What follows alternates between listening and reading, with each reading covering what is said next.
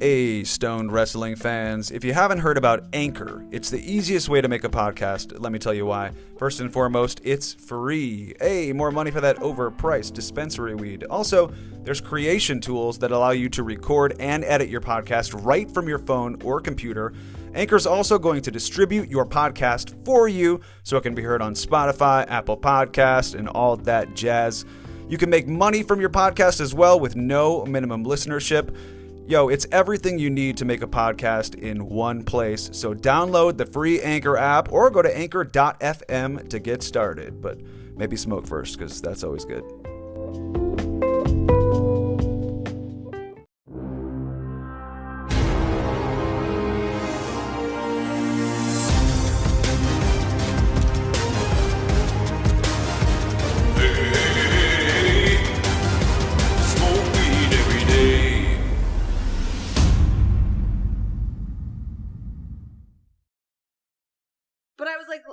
He left. Let's just walk in like we have a room there and like go to the hotel bar for a drink. So we march our asses right in there and we're standing in line at the bar for a drink and that's when I see Will Hobbs. Oh my god. Of course there are wrestlers at this bar. That's Will Hobbs. I look behind me. Oh no. Ricky Starks. My FOMO's setting in. I can't take this. Off to the corner, Don Callis and his Asian wife. Fuck me. All the wrestlers are here. Daniel Bryant eating out of a meal prep like Tupperware.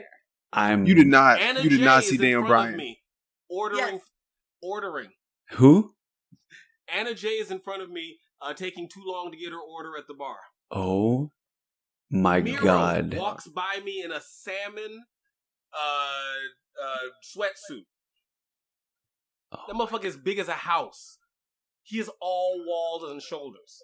We have wandered our ass into You just in here for free? wrestling after party for absolutely free.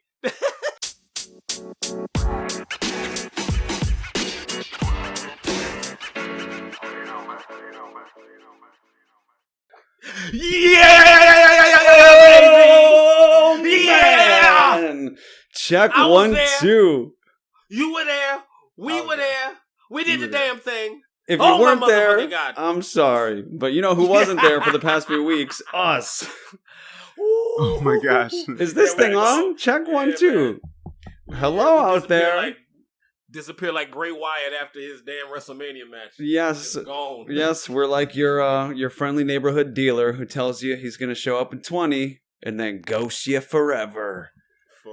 But you know, I don't know if anyone missed us here on the 420 Wrestling Hour. No one was reaching out on Twitter. No one was saying, I reached out. I missed you. You did. Well, we missed each other. Yes. Yeah. But I mean, sometimes you got to have a little seasonal break. And that's what we did here on the 420 Wrestling Hour.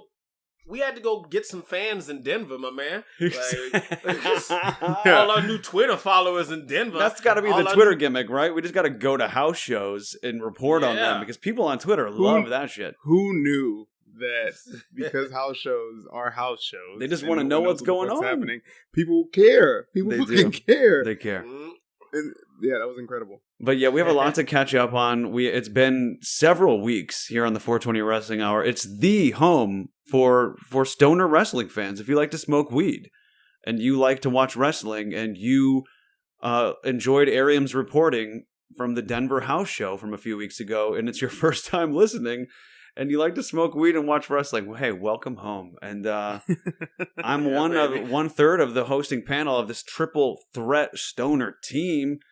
It's Kyle Kush, the Kush Ida, over easy, if you wheezy. And I am a little wheezy. I am an asthmatic after all. So an asthmatic. He's a real Wheezy Jefferson over here. Authentic wheezy. And I'm moving on up in the world. I'm back with fully recovered from oral surgery. I don't recommend it, but I do recommend if you've got dental shit, get it taken care of while you're young, as soon as possible, young stoner wrestling fans.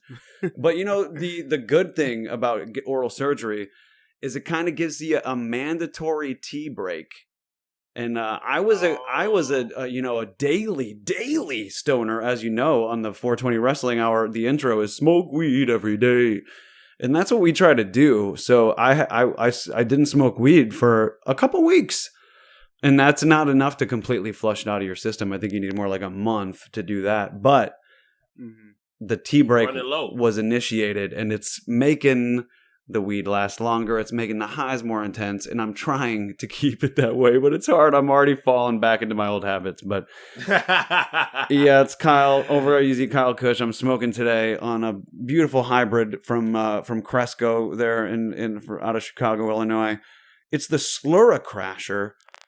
It's Cresco isn't always dynamite on their flower, but if you can get your hands on this Slura Crasher, it's been consistently beautiful as far as the buds go, nice and purpley, and the effect is just great and social and buzzy and cerebral. And I can't wait to smoke it and talk to you two guys about what the fuck we saw a couple nights ago and then some. Yeah, baby. It's good to be back. Who else is with me, and what the fuck are we getting high on tonight? Well, yeah. Well, you know it's your boy, JB, the keeper of Keith Lee, God's favorite husband, the doctor of the king of song style. There it is.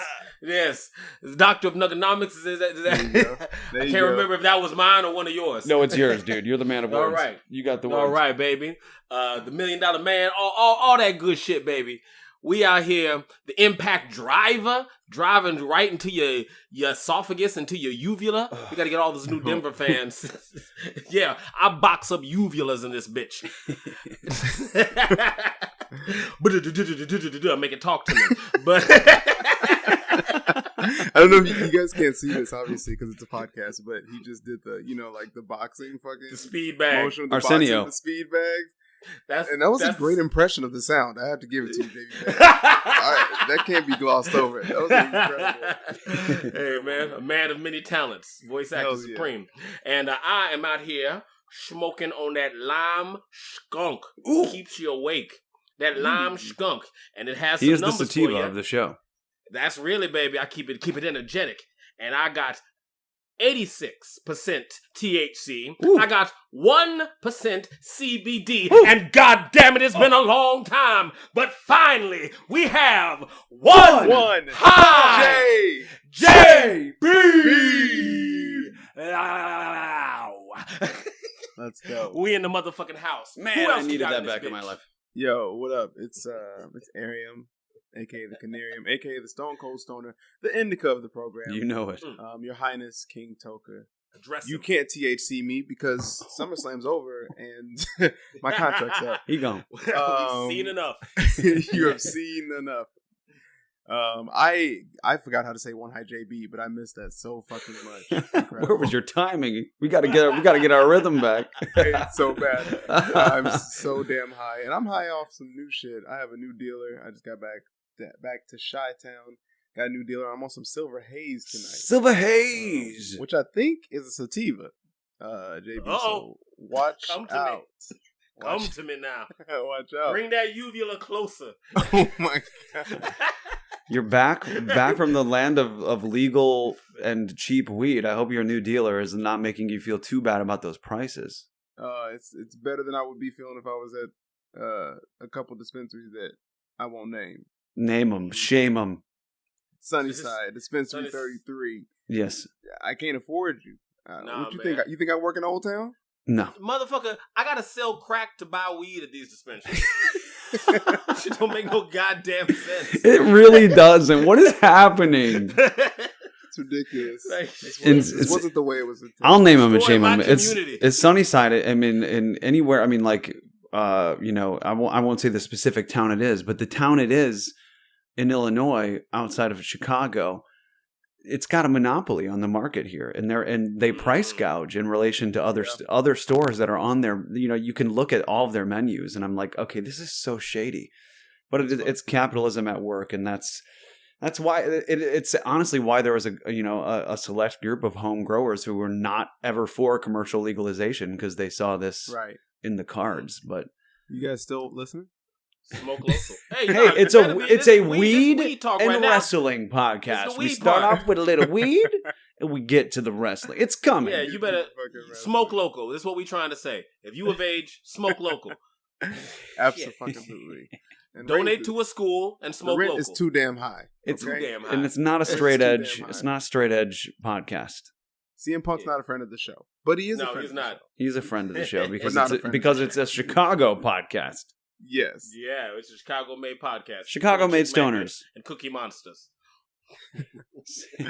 Chicago-made Well- stoners. I like that. JB, after we left the Now Arena on Sunday night, I got a late message from you that I have been dying to understand the details. Let's get right into this.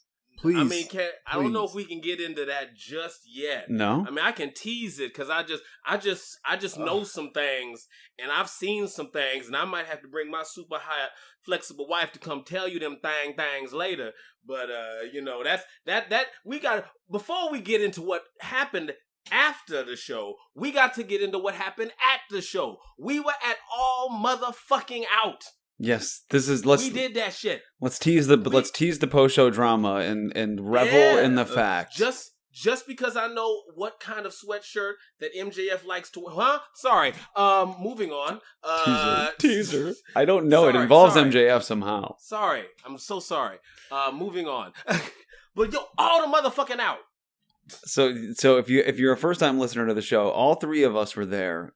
I was not sitting with JB and Arium, Because he's a traitor. but I did. I don't know if you. I am a traitor. I turned heel and I got way better seats. No, just kidding. But they were amazing. Debatable. But I don't know if you. Debatable. Well, I believe that after being in the arena and seeing how small it was, and being like, I mean, and I talked to another buddy who was in one of the boxes, the suites or whatever. It was like, you know, when you're out there in the little balcony area, the view makes it seem like you're like a god up there, like looking on at this amazing spectacle below you. And I could see how that could be an amazing experience as well. But I could see you guys the entire show. Did you ever clock me? what? We looked for you. I never tried found so hard. I'm like, I'm so tall and lanky. They got to see me doing the Bailey, Bailey guy arms. Everything, like any time I saw a sunset flip, I definitely was like, tried. I was looking up at you. But I saw you guys the whole night. Like, I definitely spotted you in your section. So I was hoping you saw me too, but I was not obnoxious enough. I tried. I really fucking tried. And you said you saw me when you were in In that line for the fucking merch line, which Yeah. none of my texts were sending out. I would send them and then be like, Not mine message either. failure. And I'm like, God damn it. And I couldn't, I was so bummed that we didn't get to do a pre-show parking lot smoke session, but I know, me fuck, we did not know that the party was going to start at like 2 p.m. The Yo. lines to Yo, get the in, motherfucker showed up at like 3. Bro, they was out there. The When I got line there, was there were intense to get already in. about, it looked like 1,000 people in line. And then I Crazy. just sat in the car and smoked a joint with my girl for like an hour. But Yeah, what we got the there and fuck? we smoked a King Palm in the car, got super high, and waited at least for confirmation that the doors had opened and like the line would be moving. Because I didn't see what the point was. Like, what are we all waiting? Are they all waiting to get merch? I wasn't sure, but that was the first adventure of the whole thing. Was like, my God, We had a full on like auto disaster. Like, yeah, our- your car turned heel. What happened? Our car turned heel, retired on us. It completely forsook us at the altar the day before, so Ugh. we weren't comfortable taking it from the city out to Hoffman Estates, and Don't do we it. wanted to get stranded out there. So, once again, one of the things you come to 420 Wrestling Hour for the weed and wrestling, you leave with the sound financial tips. Mm. So, Mm. because of the banking and saving techniques we had some good money squirreled away. We said, we gonna Uber this bitch. We gonna take this L. And we gonna get the fuck out there come hell or high water. It did take a couple tries to get a Uber that would even go that far. I would We, imagine. ended up getting a man, shout outs to a friend of the show, James. James, Yeah, thank you my for man getting James. JB Bad to the arena, man. And thank you for leaving your vape pen out in the car. And Hey. for not having a bumper on the back of your car, which showed why exactly you had decided to take this ride. Okay. You needed that money bad. We can't be choosing So- beggars in this situation. We Uh-oh. got to get to Now Uh-oh. Arena. So good looking out for you, brother. I'm Thank you. happy for you. But he got us there. But I didn't get there till like 6:40, something like that. I missed the entrance to Jungle Boy. Okay. I was So, going to yeah, say, I came but in right in the middle of the match. okay. I was wondering when Yeah, when you finally made it. And I was there at 3:30 and got in immediately, pretty much. I guess 10 minutes after they opened. And you still made it to your seats before I did, because I was in the wrong. Because you're in the merch seats. line. Oh, were you in the Oh, you're in the wrong seats. Yeah, I was over. I was like a section over, and then Oh, it damn. was like halfway through, or I think at the end of Cassidy and the Jungle Boy match. Some dude comes up to me. He's like, "Oh, I think you're in our seats," and I was like, "Wait, really? I'm pretty sure I'm in 212." And I was like, "Oh, damn, 211."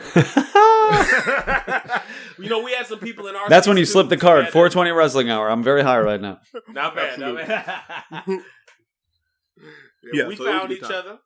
It was nice meeting your lady. She's very lovely. She's nice. Thank you. She's dope. Yeah, she's dope as hell. I hope she enjoyed her experience. Was this her first? did. Was this her first First wrestling experience? I was gonna ask. She had a good time though. She was clapping along. She wanted, she wasn't yelling, but she was, she was getting in the hype, and I really enjoyed that. That's a big I like test when with a wrestling potential shows- partner. You want to see them, responding positively to a passion of yours. Mm-hmm. For me, I'll always blame fucking Pat Monix for ruining it for my valet, who had gone to like, a small handful of freelance shows in a row, and was finally getting into it. Like, I want to go, and I was like, wait, I don't have to like ask you. You actually want to go, and then we sat in the front row, and Pat Monix bladed himself to the gills, and He was trying to peel his damn face off, man. yes, and I thought one of the matches on Sunday was I like tensed up during it, and we'll get to it. But that fucking steel cage match, I was like, oh shit, is she gonna freak the fuck out? Nah, she a gangster.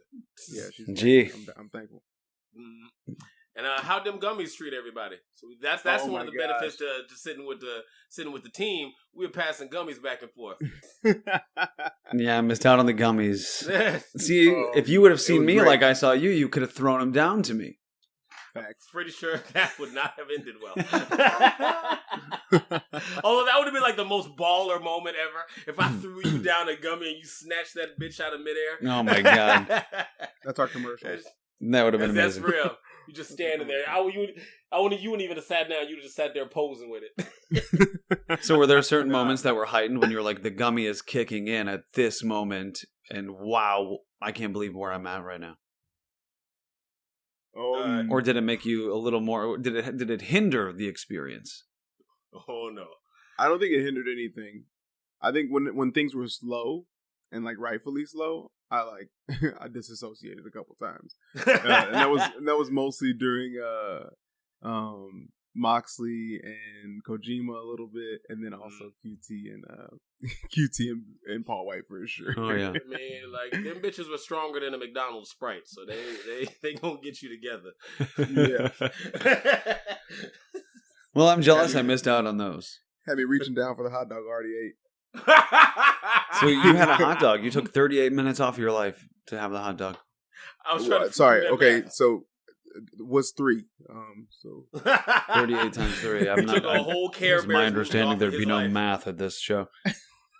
But no, I did hear that, and I wanted to get one at the show, but I was wondering if it applied to brats as well, because they have brats too. I was like, does brats take less time off your life? Probably more. Probably more. So yeah. So I decided to get a pretzel, and that was the worst pretzel I ever had. It was rock solid, messed up. But anyway, but you're gonna enjoy them 38 minutes. yeah, You're exactly. gonna enjoy them damn 38 minutes. I would have enjoyed them more if I would have had the hot dog. That's for sure. But let's not review the food at Now Arena. Let's get into the show. We all found our seats.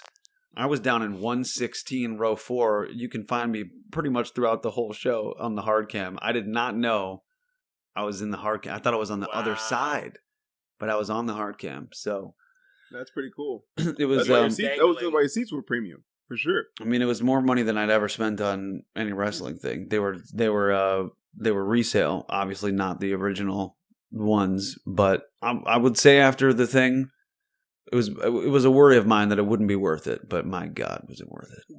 Yeah. Like one of the best pay-per-views ever. It was the best. It was the best live wrestling event that I've ever been to, bar none. Look, Yeah. I'm watching old wrestling shows now. Like I'm like the pay-per-view era ain't as old as one would think. Like it ain't been that. This could be one of the greatest ever. This could be one of the greatest it's- ever. It's a feasible achievement. And I think that much close that much closer to All Out being AEW's WrestleMania. Mm. I was talking to my wife, my girlfriend this weekend, and I was like, AEW doesn't really have a WrestleMania yet. They have a big four that they kind of do each year, but they're so young that like whatever that biggest event of the year is gonna be formulated by how they go over. Yeah, and I think like the way that this one went over, like this will always be an important pay-per-view. And if they do it in Chicago, because it's kind of feels like a Chicago type back company, that would be like insane, man, to always have something like that. I don't know, maybe it's a high pipe dream, but it's hard not nice to dream right now. It's nice to dream, yeah, but it'd be hard to top, like if they were gonna come back and make this the show of shows for AEW, like man, oh man, this was a show of shows. Yeah, that's true. I don't even know what you could do. Throw the title away, because what you gonna do next year? Yeah, and I was greedy. I came in greedy because I was being entitled because I'd spent so much on the tickets that I was like, listen, I'm not getting Omega Hangman. I'm getting Omega Christian in my main event. I'm not a Christian hater, but he's not like All Out, the biggest pay-per-view in AEW history, the kind of level as the story we were all invested in for so long with Hangman was. So that's strike one. Strike but I walked two. that one back, by the way. I was with you on that part. You did walk it back. When he beat Omega out for that title, I walked it back. See, did it not make you walk it back a little bit? It was a great match and I enjoyed it, but it kind of was just like, now I've seen it. And it kind of made me be even more like, I don't really need to see part 2 at All Out. Like, maybe if they did part 2, it's a banger. He takes another belt off him, and then part 3, the final culmination. And I'm so invested in the story. I don't want to get off on a tangent hating Christian because I still fucking love the match. I have nothing but positive things to say about Christian since he came to AEW. I think the guy's big time. I just was not as invested as I was as we made a mistake in assuming, jumping the gun, that it was going to be Hangman at All Out. The dude's having a kid. He wanted time off. It didn't work out for us, but that was it was still a strike for me going in, having paid the money for the tickets. Strike 2 for me was like, we didn't get the Punk pop. That was at Rampage. We learned after the fact that the original plan was to have Punk debut at All Out. And if we would have got that, holy shit. That's just me being greedy. And the third one was not getting Andrade and Pac on the card, which is something I was really looking forward to. So Same. I told my buddy Ryan, who I went to, shout out, that I went to it with, like, because of those 3 things, I want 2 big surprises at least. And I'm not counting Ruby Soho. I was like, Ruby will be fucking awesome, but I want 2 like main event surprises. That's a surprise. Her destination was unknown. That's Ruby Soho. Destination. Oh man, that's my girl. Ruby, so that was a moment that I supremely enjoyed. But I mean, everyone, the crowd was chanting Ruby Soho before. Like we kind of knew about Bryan Danielson, and the rumors were out there about Adam Cole as well. But as excited as I was about Ruby, I was like, I need 2 big things, and my God. I don't like the way you downplaying Ruby. I'm not downplaying Ruby. She just didn't count as like 2 of the big time surprises. It is what it is. Like, is Ruby formerly Ruby Riott? But I'm Heidi Lovelace. I ain't like it. I'm a huge. I think she's a game changer. Stand strong. Don't back down. My buddy Boy who only went, makes till they hard. My buddy who went to the show was like a little miffed that she won the Battle Royal. He was like, "Yeah, I love Ruby. I popped for her to come back, but like maybe she doesn't need to be right in the title picture right away. I kind of thought this should go to Thunder Rosa." And Thunder Rosa doesn't need it. I was happy that Ruby won. I'm a huge Ruby dude. I hear that because I love Thunder. Like the end of the match. I mean, now we're just kind of talking about all of it. But I thought for the Thunder Rosa match, like the Thunder Rosa Ruby Soho ending, it could have went either way. But the good thing about Thunder Rosa is I want to say she's ranked number 1 contender, if not one top 3 for sure. She should be. She's already up there. This gives Ruby the immediate presence in the women's division. Dude, I agree. That not only she needs, but the women's division needs. I Like agree. she needs to be important coming straight in. It And puts so I over think the I think them Joker making her spot. making her important immediately was a good idea by them.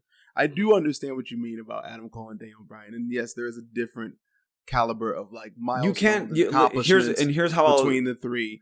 But I also think for me, it was such a huge moment because Was I it so I was a huge? Riot Squad fan I know you were. for a while, and just watch Vince just kind of just do nothing with her. It's bullshit.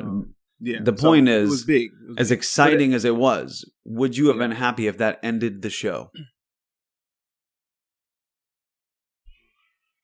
How it's you know what, that's a fair question, but a real hard question to answer knowing what I know now. I get it. It's like I think I would have. I'm talking That about would- holy shit, we're going off the air. This is and Adam Cole Yeah. or Bryan Danielson could have done that, and we got both. Oh my god! And the way they did it was That's just wild. so fucking smart. Because it's like we expected Daniel Bryan, and we thought maybe Adam Cole. Well, when But you then saw we got that Adam Panama Cole. Sunrise from DMD, I knew. Oh, did you? I was But I just didn't like, know tonight. But I didn't think tonight. I knew Right. it was imminent, but I thought, Yeah. I think it might be coming tonight. And then when we got Adam Cole, I was like, okay, well then we might not get Daniel Bryan. Maybe plans change. Maybe we're gonna get him another day, and then we get him too. With the Adam Cole heel change immediate, like This I mean, dude, I guess he's this- not a heel seconds. change, but like No, heel turn. That was an 8-second heel turn. That is the most efficient heel turn I've seen since that Ken Kennedy heel turn that I loved so much. But like he walked in, we're chanting, we're doing his We do the babies, baby, we're trying to yeah. find a place for the boom. We're doing the whole thing, everything that we and you're a conquering hero. He's facing off with the elite, and 8 seconds later, in the most fun way, we're booing him out of Chicago. It's great. Wild. It's fucking wild. Now, yeah, And I then- think they could have ended the show there. I believe Yeah, that they was could a have. perfectly good way to end the show and go off in a dash away. I thought, like, okay, we all knew Daniel Bryan was coming, so they swerved us and hit us with Adam Cole. All right, that's smart. Give us what we want, but not how we expected. Oh, Right. you cheeky Yes. guys. But Yes. boy, was I not ready for what happened next. This Oh. motherfucking trap ass, Mike Will made it ass, fly to the Valkyrie's ass and oh, ass. it's the fucking best. It might be my Oh. favorite theme song now, right now. Yo. Here's It's the so here's the bad. thing, and I gotta eat crow because like as the show had already gone off the air and the music's still playing, I turned to my buddy and I was like, yeah, his theme song's kind of generic though, right? And he's like, yeah, it kind of sucks. And then we walked out because it was so loud when he came out. I didn't even hear the beginning or the intro. I was jumping around. It was like a mosh pit. The dude next to me who I didn't even know was like pushing me. I was like, hey, I'm still recovering from surgery, man. Like, oh my gosh. This dude next to me was way too excited. Like, and I was very excited, but he made me look like a New Japan fan, like reverently watching sometimes. Like this dude was insane. I got lots of spittle on me from this guy, so I probably should get tested. But anyway, yeah. What were we talking about? What was the point? I got sidetracked by the dude sitting next to me. I got PTSD right quick. Yes, the music. Oh. The music. Then I listened to it when I got home, and I was like, "This is hot fire." It's so It's so was yeah, Adam Cole's, good. man. The Rage Against the Machine vibe. So good. Yeah. I mean, I don't I think mean, it's yeah. better than his, NXT theme that was so no. I can't. But it's just- I will my never God. remember it. Did you guys hear that It's gone Tony forever. Khan could not afford Final Countdown for Bryan Danielson? word. Sucks. But that would have been cool. But no, this was a great theme song, and I what a think moment. Even better. I felt like It's a genius. 2021. Bryan Danielson's in AEW with a rap theme song. Like what? Vegan ass rap star. Dropping F bombs. What the Oh, fuck, my- bro? What did we witness, man? Incredible. And I thought the match was dope too. I really did. Like it Omega Christian, you mean? Omega Christian. I got agree, to I be in agree. The house for a bout with the best bout machine. Like yo, like he is so goddamn good. Like, It was very good. Even when he's slipping off the goddamn barricade during during his shit. Shit happens. Oh yeah. Very good stuff. Yeah, like Well, to see him. It's hard. I mean, it was such a long, great night of wrestling. Mhm. Like that, and there were so many big moments that had already passed that, like, by the time Omega and Christian got there, I was like, this is a very good match, but like not getting half as much of the credit as it probably deserves. And that's why I was always in favor of the Christian match here instead of the Hangman Page match. Like, once I got over the shock of it not being him, I saw exactly why this is a good idea. Mm-hmm. The big Kenny Omega match will always be the one against Hangman, and you just can't have anything in the way of that. No, and and it has to. It's going to be great when it story happens. It's we couldn't have had the night that we had. I mean, that match would have to end the night and just be that match. Yeah. Yes. That's the story. And then when Christian Cage was but a pawn. when the rumors and Nice the events. dirt sheet started whispering about there might be two to three big signings, ex WWE guys, two of them, at least one, might debut at All Elite or at All Out, and then you get CM Punk on Dynamite or whatever saying, be patient with the yes chance. You might have to wait a little bit on that. And I'm just like, oh fuck! Like now, It's too much. I was like, I think that he's gonna be at All Out, and I have a ticket for this. And it's just bonkers that like the whole CM Punk thing was like fourth maybe on my like list of shit I want to talk about from All Out. Like this should have been like CM Punk's, but like that's just a testament to how on fire AEW is right now with how they were able to take the Punk thing and make it that first dance and elevate the Rampage show. And then CM Punk just kind of becomes a dude on the card. No, I've seen that. In the best way. I know. Yeah, I hear you, but I don't know. I don't think it's malicious, but I disagree. I just think like every moment had it. Like my favorite moment of the night was actually Lucha Brothers winning the tag team titles, and that has nothing to do with Adam Cole and Daniel Bryan, and that doesn't mean that they like were overshadowed or CM Punk was overshadowed. Like there were so many amazing moments. It was my favorite too because it was the payoff to the best in-ring story of the night. It was an epic battle that when we finally got the fucking release, the fucking orgasm of that match. Man. It was supremo. And that's not to say that, like that takes anything away from Daniel Bryan or Adam Cole. And the same thing I think for CM Punk. Like that was the thing I was really excited to watch. Like was just to see him return to the ring. Like cuz I knew that was history that I was seeing that night. Even him and Sting just standing across from each other like baby chill. Oh my God, Sting. Like, I grew up watching that motherfucker and I was in a room with Sting. We turned to each other and we were just like, that's fucking Sting. That's Sting. Like, what? Dude. That is wild. Oh. I would have paid, if I would have known what was going to happen that night, I would have paid $500 for those seats.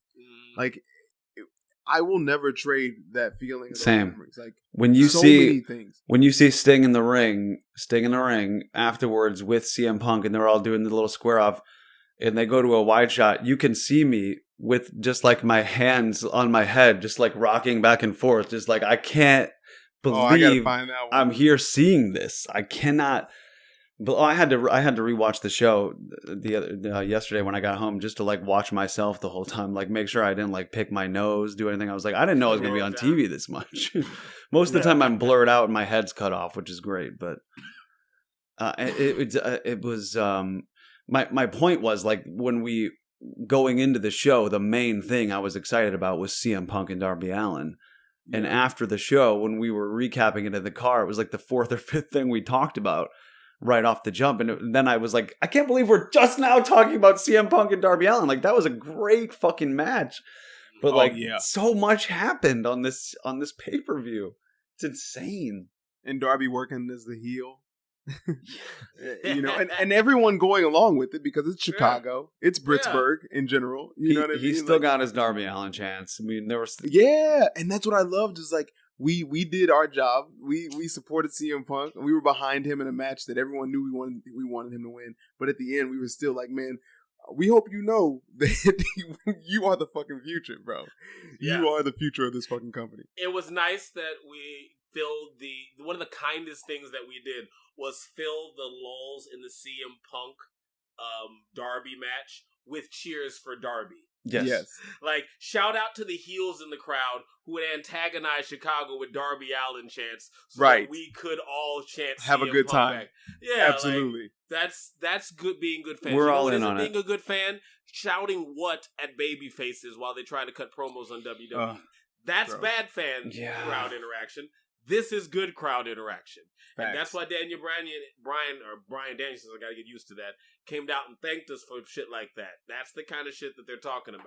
Yep. Be a good fan, people. Shouting out to you, Denver. Do your work. New fans all day. Absolutely. Mile High? I have to ask you guys a question. What was a bigger swerve, Adam Cole into Daniel Bryan, or the Jericho that never came? You mean Jericho that never came. You mean the theme song? Yes. Yeah, this was the biggest disappointment of the whole night. Incredible. What? Hold on. Wait. Hold on, no. Are we on? We're talking about the MGF thing. We're talking Oh my God. He's salty about Reese's salty about the electric guitar player. Yeah. You're talking about the Okay, the countdown. I tried to forget about that because immediately I was like, this is gonna ruin my evening if I put stock into this fucking guitar. Our whole section was solo. pissed. We were like, I mean, we were so ready to sing that song, and that guitar player had no sense of timing. Did he skip a verse? Did he just go to Yeah. from verse to chorus? Something happened. Like No, the stadium forgot the words. No. No. I sang the second verse and he was gone. I don't think the stadium forgot the words. something happened, and it may have been more of the crowd's fault, but because we're used to singing along with the words. Yeah, I gotta watch the stream. What I remember is people got shy around Embraced by the Darkness, I'm Losing the Light. Encircled by demons. They got nervous there. Yeah, right. That's where you got to earn your money as a Jericho fan. Yep. And without the full backing, I think the crowd flinched. You're 100% right, because there was a flinched. dude a couple rows. I thought it was we did the first verse on guitar, and then there's a second. Well, not the second verse, but like the second part of the first verse. And I thought we just skipped that shit. He may have done that too. There was something weird, even though you're right about the lyrics. The weird thing he did for us, we didn't know that this was it. That's the thing that hurt us the most. It got us off to a bad start. We were waiting for Jericho to appear first, and he was like, "We're already doing it." Yeah. Yeah, we're already doing it. We like, oh, is this an intro?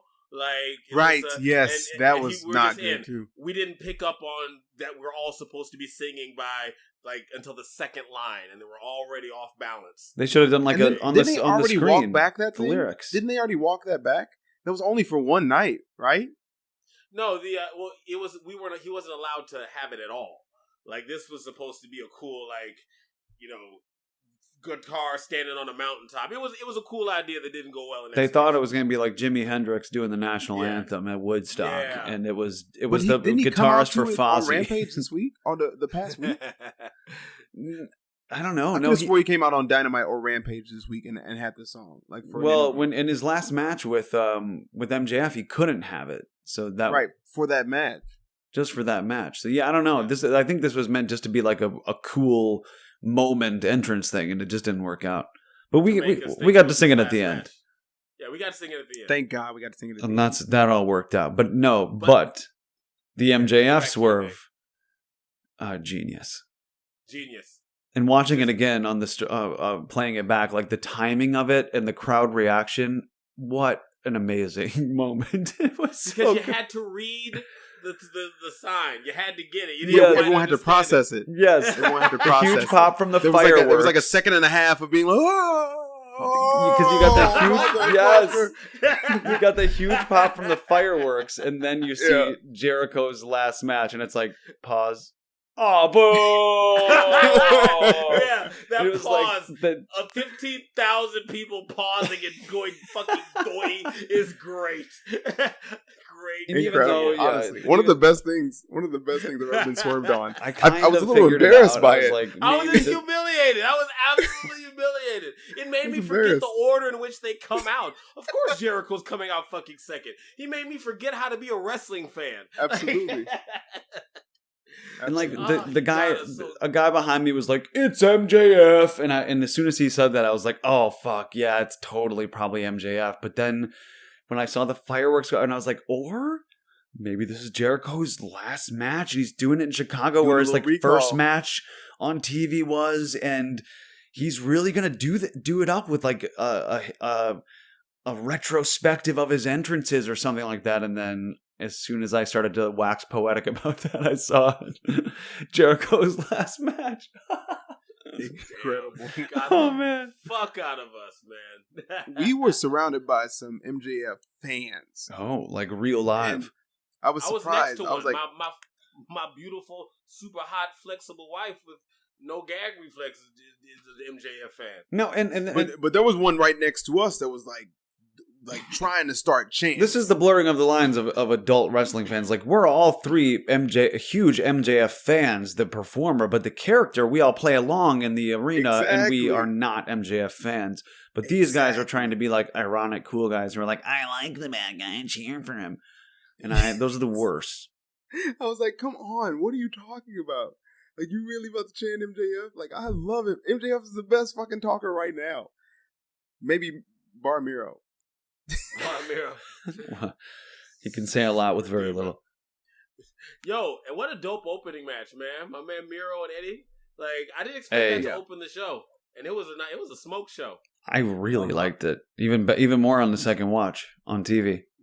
Yeah, And JB played good fan. I couldn't on this one. I couldn't play good fan. Why? I had to be behind Miro, man. I had to.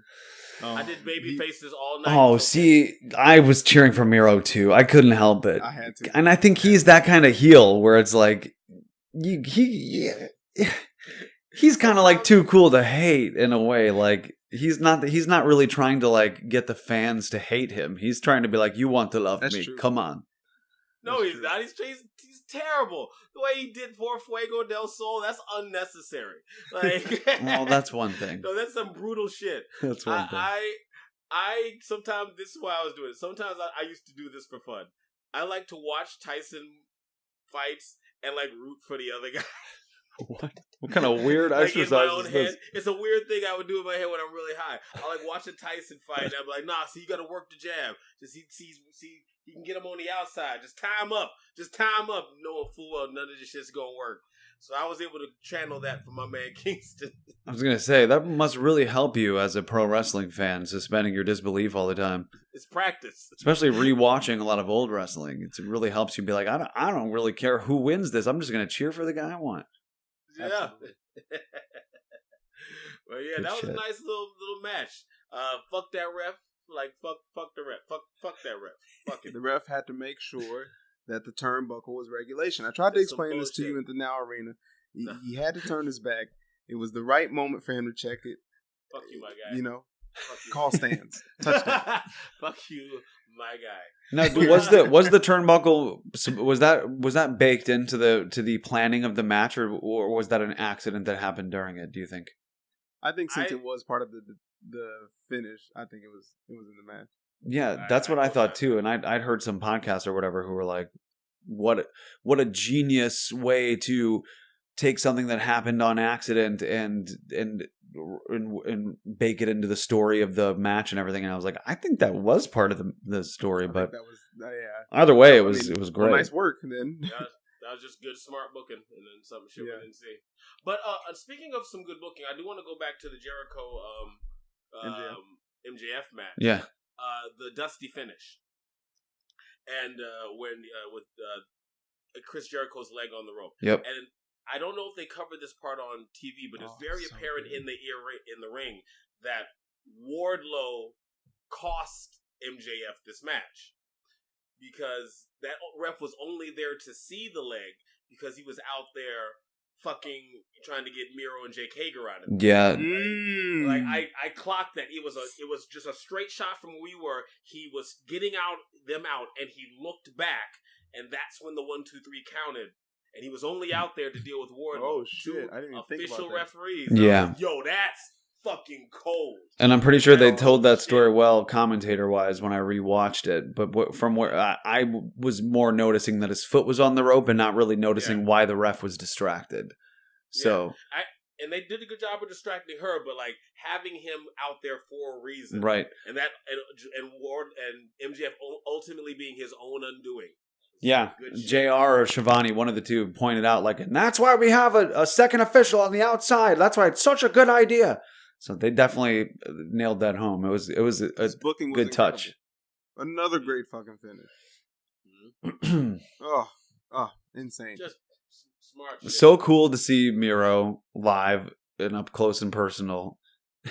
Like such a huge fan of Rusev Day back in the day, and me and my buddy were just really pleased to see Miro finally.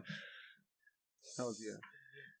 What do you guys think about the Chris Statler and the Britt Baker match? It was good. I liked it a lot. Yeah. I was I liked it like- too. highly entertained. It's that thing where like she works well with people who are good wrestlers, and Chris is a good wrestler.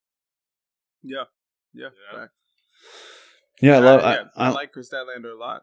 I mean, I've seen her at a couple AEW shows, and I think she's just dope in the ring. Can't wait for her time, but obviously it is Britt Baker's fucking division right now. Well, now we speaking on the ladies. My super hot, flexible wife that can put her ankles like all the way behind the head. Mhm. She wanted to stop in and just kind of co-sign on the conversation because she got to be it all out. Yes, And are you hearing everything okay, baby? Yes. All right. you can hear us. Talk to us. We always welcome valets on the show. We always want to hear different perspectives. I think actually JB was the valet for All Out. No,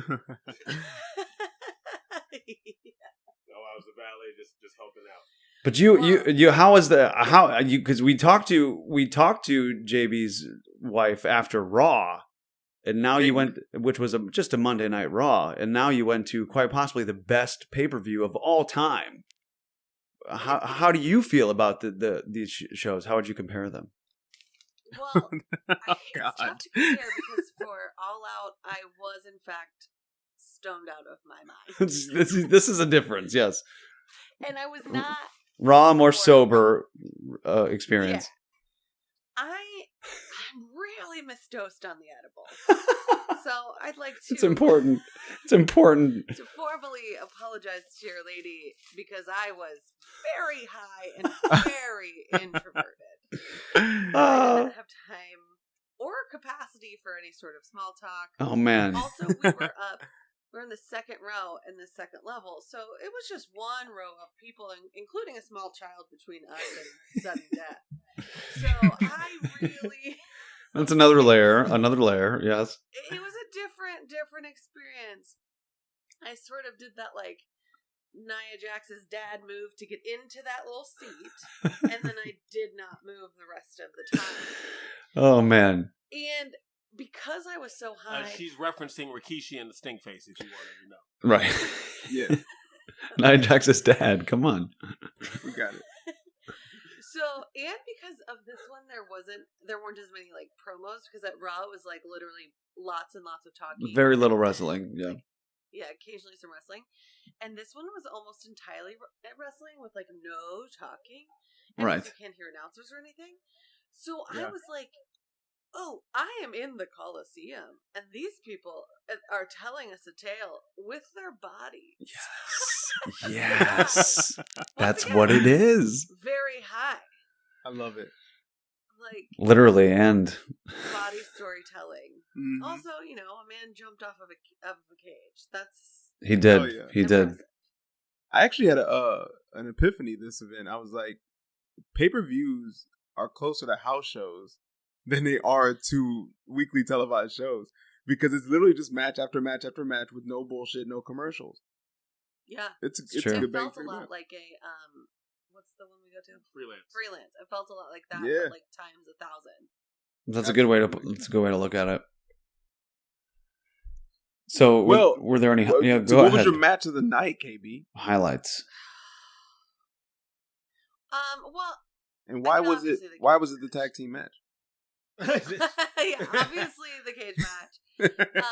As a person who is afraid of heights and was at the time afraid of heights, because once again, one row and one tiny small child away from what was obviously going to be my death. We're gonna lose it all. Like we were dangling up there, like True Value Spider-Man. Like it was nuts. Like the I didn't know. I didn't know. Spider-Man You the did musical. say something when I got there that kind of should have hinted to me that you were a little afraid of heights. I guess not wanting to die by falling to my death. Yes.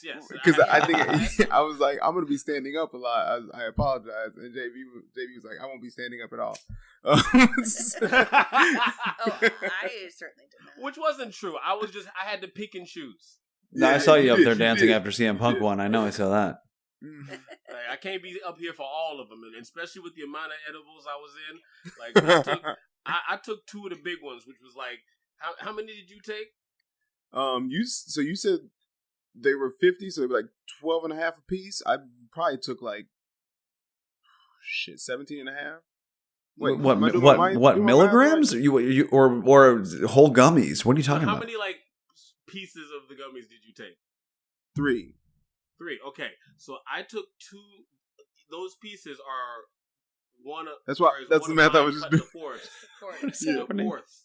50 in the 4. Bro, this math is fucking me And I up took right now. Okay, two of the big wait. ones. I'm gonna figure this shit out, bro. I went to college. I got 2 degrees. I think it's 37 and a half In the milligrams arts. what I took. Okay, I did it. Okay, All so right. I had 3 pieces. Okay, yeah. Okay, I took 100 milligrams, Oh dear. Bro, and then I think I took 2 little ones as well. So Yo, I'm so glad you knew the dosage, because when you gave me that bag, I looked at the big ones and I was like, ooh, yeah, immediately. And then you were like, that's 50 milligrams. And I was like, okay, well, let me figure out how many of these little bitty ones I want. I'm not about to fucking touch 50 Wow. milligrams, man. Holy shit. no, I ate 2 of them. Oh my gosh. dear Lord.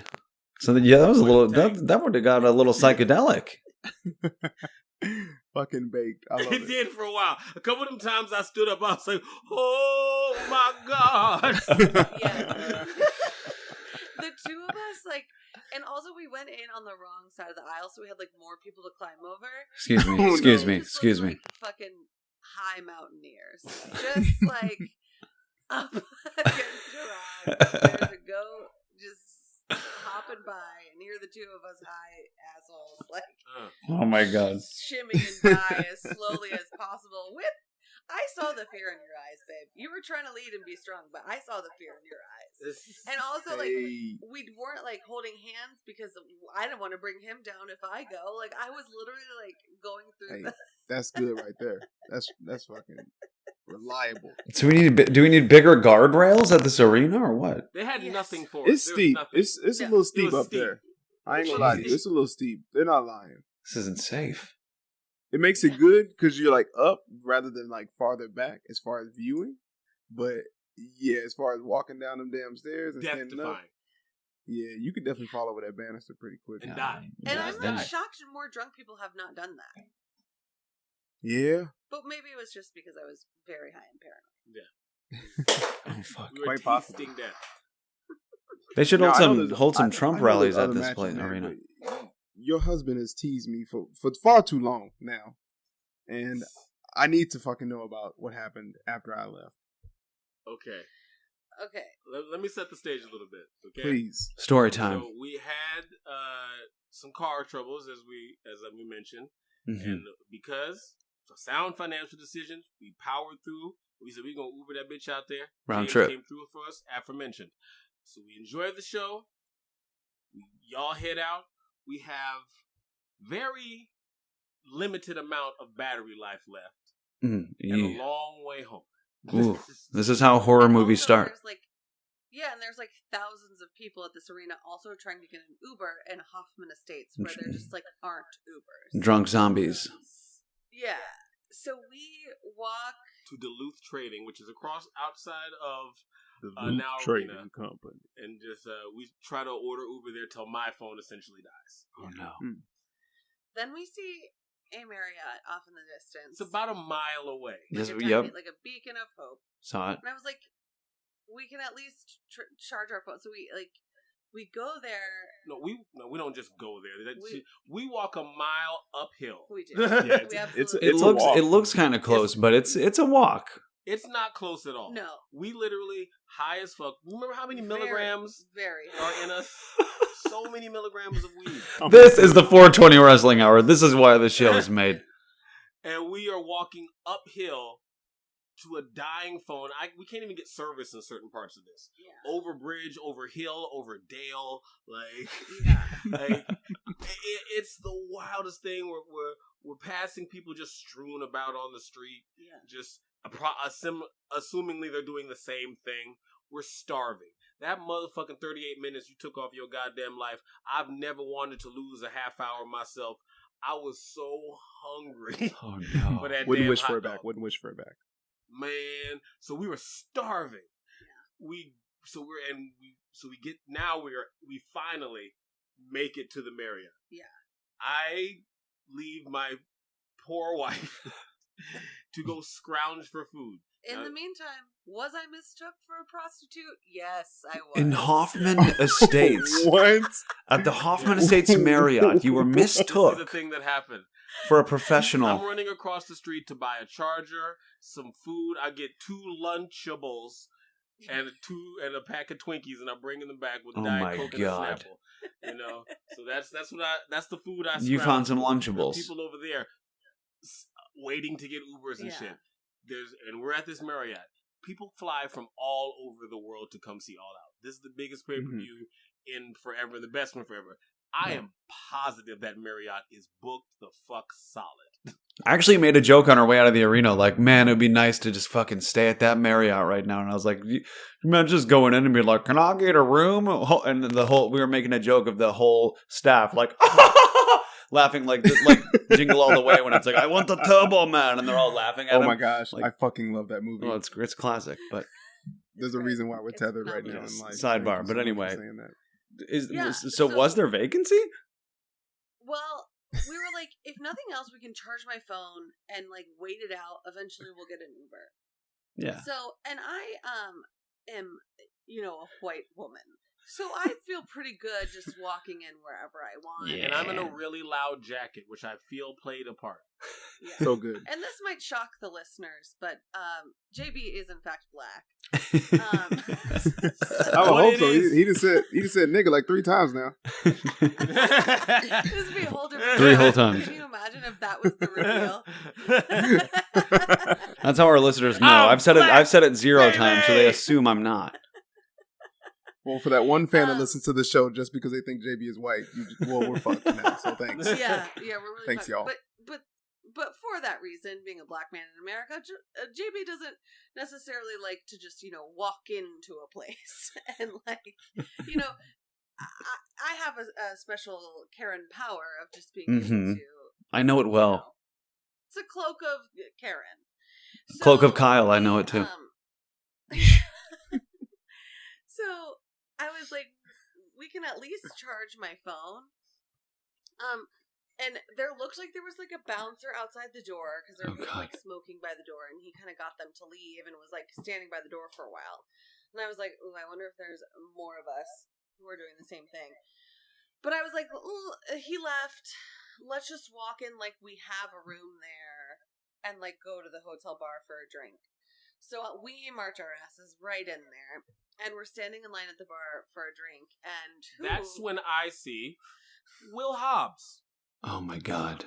Of course there are wrestlers at this bar. That's Will Hobbs. I look behind me, Oh no. Ricky Starks. My FOMO's setting in. I can't take this. Off to the corner, Don Callis and his Asian wife. Fuck me. All the wrestlers are here. Daniel Bryant eating out of a meal prep like Tupperware. I'm You did not. Anna You did Jay not is see in Daniel front of Bryan. me, ordering. Who? Anna Jay is in front of me, taking too long to get her order at the bar. Oh my Miro God. walks by me in a salmon sweatsuit. Oh. That motherfucker is big as a house. He is all walls and shoulders.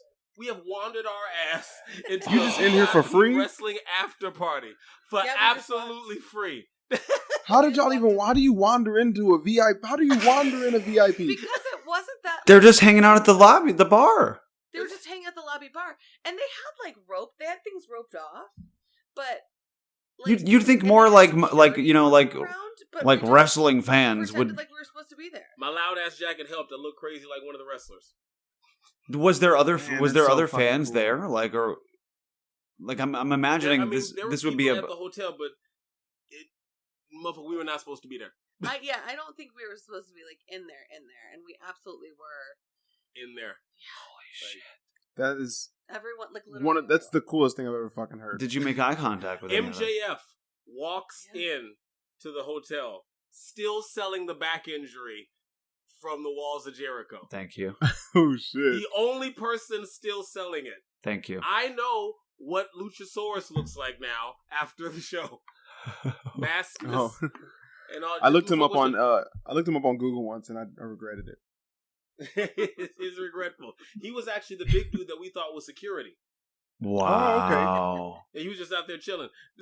So, was there any interaction with that, or were you just so afraid that they would be like, "Who the fuck are you? Get out of here"?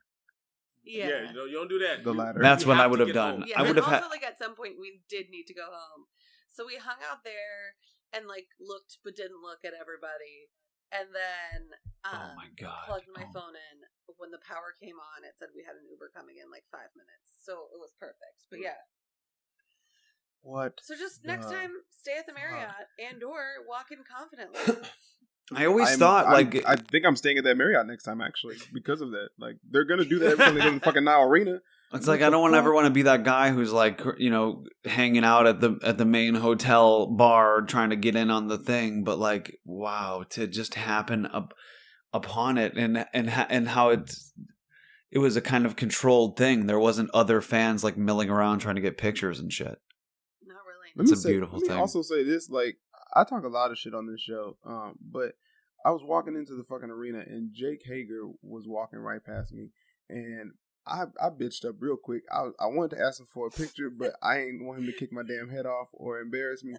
These motherfuckers are much bigger than I think that they are. They're big. Although that Holy Aryan one was shit. kind of tiny. The Aryan. Oh yeah, Cody. She said she saw. I didn't see Cody. She said she saw Cody. He was there. He was there, and you saw Cody. Yeah. Wow, yeah, He's much smaller in person. I love Rose how to the Cody top. is now known as the Aryan one. the Aryan one. Actually, that's what it's called in my household too, so that works. The Aryan. That's what he's called. I love it. It's just a very specific. That area. is an insane story that was fully fueled by marijuana edibles. Oh, 1,000%. Incredible. I can't. It's I an just can't adventure, even man. imagine. Like I wouldn't trade any part. What I was gonna say, you wouldn't So take it sorry. back, right? No, I'm embarrassed that we didn't bring a charger or power pack or ain't I mean- just out there like. Maybe the part where it was mistook for a hooker. Look, Fair enough. yeah, That's that's a good one to give back. That's a good part to give And back. I wonder Of if the it's story, somebody that we would have the recognized one. from wrestling that maybe you didn't know. No, he was a derpy fan. He was not a wrestler. Oh damn! We Maybe gotta. he was a derpy. Maybe it was Pretty Peter Avalon. Okay, there's some derpy dudes. You never So- know. Oh Full yeah, Gear- Scorpio Full Sky. Gear I saw him, too. 2021? He was in the house. too. Scorpio Sky was in the house. Full Gear 2021. What'd you say? Are we going to Full Gear 2021? Where's Full Gear? Oh, in St. Lou. St. Louis, And when is that? November 6th. This November, Full Gear. That's what it says. Let Remember- me go ahead and check the calendar. Can we do it? It is. Are we gonna? Unlikely. No, We we can don't. do it. Don't start that till You guys may have December. to go in my stead. Yeah. That's the thing, though. So the Hoffman Estate, see, St. Louis, they're going to have options for hotels. Yes. Hoffman Estates, it was just the Marriott. So, Yes. So, yeah, anytime you see anything there, go to the Marriott. Oh my God! Yeah, What facts. a story! I love it. I'm gonna shit my pants if I saw Miro. It'd be wild. Yeah. Well, I'm gonna bring my wife back when we discuss some WWE stuff because she has a special take on some of the women's wrestling. Oh my God! What a treat! WWE. It's So- a For big sure, week for for, sure. me in wrestling. Don't worry, it won't happen again. Get it while you can, listeners. My God, I cannot believe this. So is that AEW All Out? Is there something else we wanted to discuss from there? I mean, If not, there's so much to discuss, but then again, it's all been discussed. It's most people who are listening to this show are probably still. I mean, if you're a wrestling fan, even remotely, you're still buzzing on this shit a little bit. I'm also exhausted because I really felt like sometimes I was in a mosh pit. Like I was jumping around, I was yelling more than I should have. It's crazy. I mean, I feel like we pretty much talked about it all. I mean, the match of the night was the tag team match. It might have been the best live match I've ever seen. It was insane to be that up close and personal to a steel cage match like that. It was an epic battle, and that was probably the highlight of the night. But yeah, there wasn't a bad thing on the show. Like even I went into it being a little bit cynical about Paul White, the large program, the gigantic episode, whatever you want to call it. But I was like, at the very least, they could have done something real quick with him and Malachi Black and had him just kick Big Show's head off and win, and that I would have been into as a use for the Big Show. I didn't need to see this guy come hobbling out, but for what it was, it was cool to see him live, and I liked the little breather, and so even that I can't complain about. Honestly, it was a good breather. Something had to happen there so we could calm the fuck down. It was. I'm surprised. I'm surprised I can even talk. I mean, I was so hoarse after that show, and I don't know. Yes. I don't normally get like that, but I was like, ugh. It was insane to be there. If you weren't there, I feel sorry for you. What did you scream the hardest? I screamed the hardest at the end. Yeah. Because it was just, I knew that was like a bottled up anticipation. That was like, the whole match was good, but I knew I was waiting for the thing after. And I kind of figured it out, to be honest with you. Like after the initial excitement of Adam Cole and he's in the ring and they're all kind of looking at each other, I was like, oh shit, he's going to join up. He's going to join up. And then fucking Daniel Bryan's, I kind of said it to myself, and then it happened. And I was like, I couldn't believe the airtime I was getting. I felt I was going to fall over other rows. It was like a pinnacle moment for me as a wrestling fan to be there, to see both of those things happen. I was pulling my hair out. It was insane. Sometimes I just had to touch Ariam and make sure it was real. Yes. Like, I appreciate you not punching me in the face for that. But just a couple times I just had to check in real reality. I had a hard time understanding that I was there. Yeah. Dude. And some of it might have been the lead, but also at the same time it was just it was just very Several of those pinch me moments. We were in the same section that fucking Jon Moxley walked down. I saw that. We were on the. Yeah, I was thinking about you when that happened. I was like looking back, and I'm like, he's coming down. If we were on the other aisle, we were on the opposite aisle. He would have been right there by us. It was crazy. There's so many of those moments. Like even Minoru Suzuki coming out was like. Yo. What the hell? I'm not even that big of a New Japan dude or like into Japanese wrestling that much, but they did a great job of presenting him and making it cool. I mean, Crowd knew to sing his song. It was nuts. Yeah, right?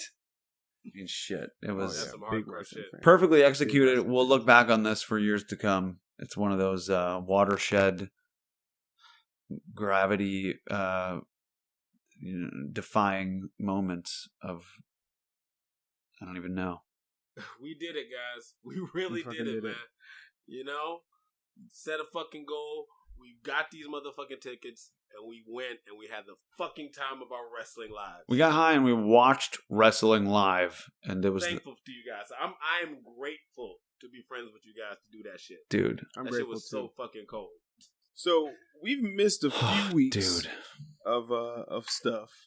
SummerSlam happened, and I think now would be a good time to just kind of discuss the state of Raw and SmackDown / what went down at SummerSlam. How's the competition stacking up? Drew has a sword, bitch. Drew has a sword?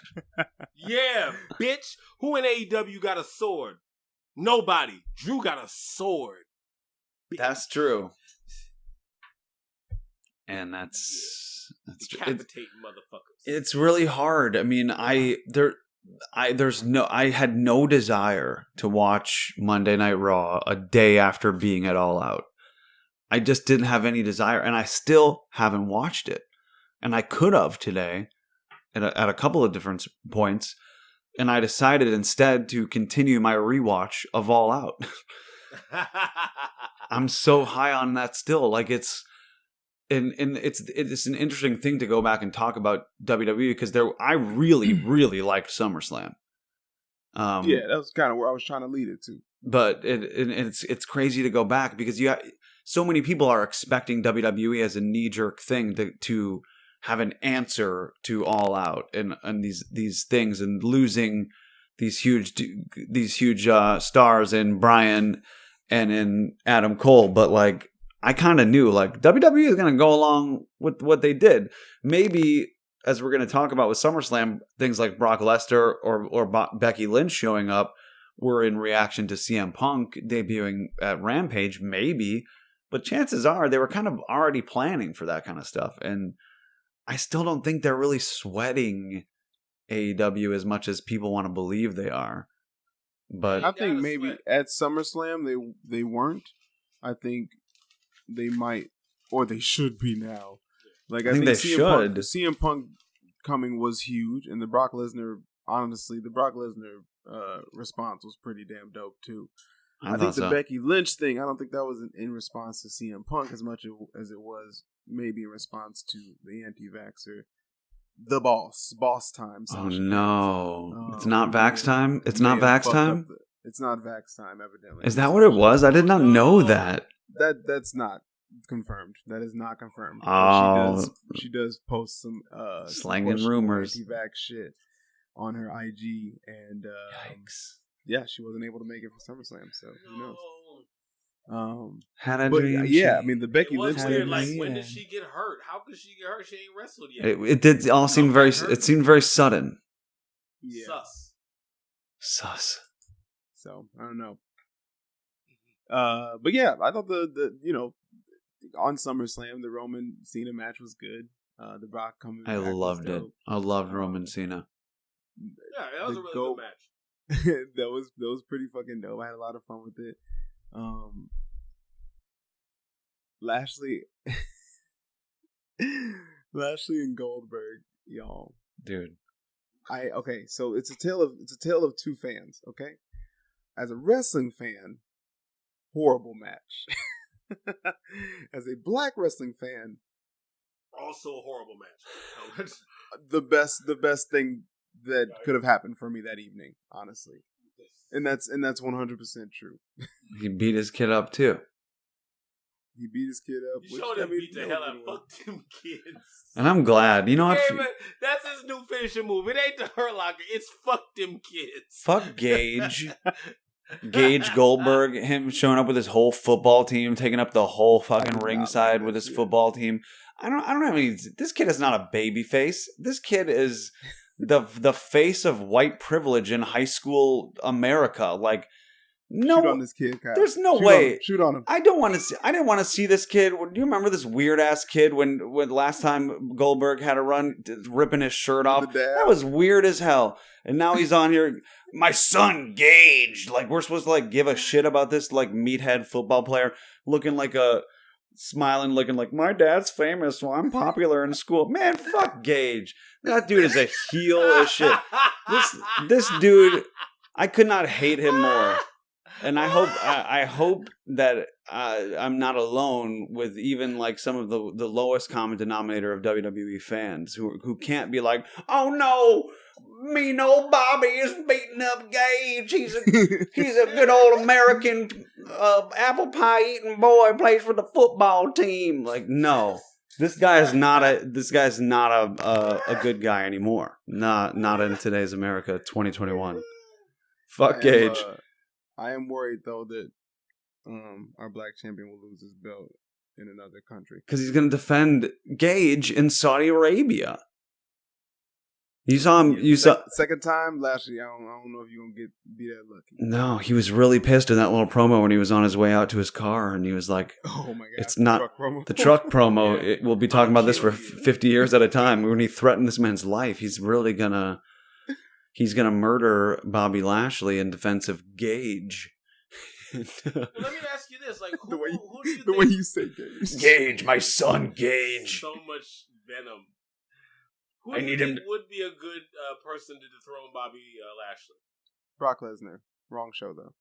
Yeah. Not if they could do Survivor Series and unify the titles. Brock would, Realistically, that's on Raw. I mean, Kofi. Keith Lee. He's not there.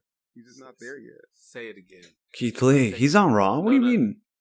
He's not there yet. Like he's not there, like He's really not on Raw. character wise. No, he's on Raw, but like, I mean, I don't know if he hasn't been around often, but he ain't supposed to beat Lashley. I'm not starting to Keith Lee anything again. No, please don't. But they can shotgun anybody at any time. Like they could, but I'm gonna be honest with you. But If they if you shotgun could- Keith Lee out of nowhere on Lashley, I will feel disrespected to Lashley. I take it. But who would make you feel Then build like him. I would feel about Hangman? Yeah, absolutely build him. Absolutely build him. Who would you like to see built? Like, who's the guy? Keith Lee, build Keith That Lee. Keith- correctly? Keith Lee would be my number one thing, and I'd like to see maybe even have her business recruit him as their muscle kind of guy, and then have that happen for a couple months, maybe even half a year, and then start slowly telling the story of Keith Lee, you know, kind of being like, I'm sick of Bobby telling me what to do kind of thing. Then you inevitably get to them facing off and Keith Lee getting the better of him. I think that if they slowly built that, that'd be cool.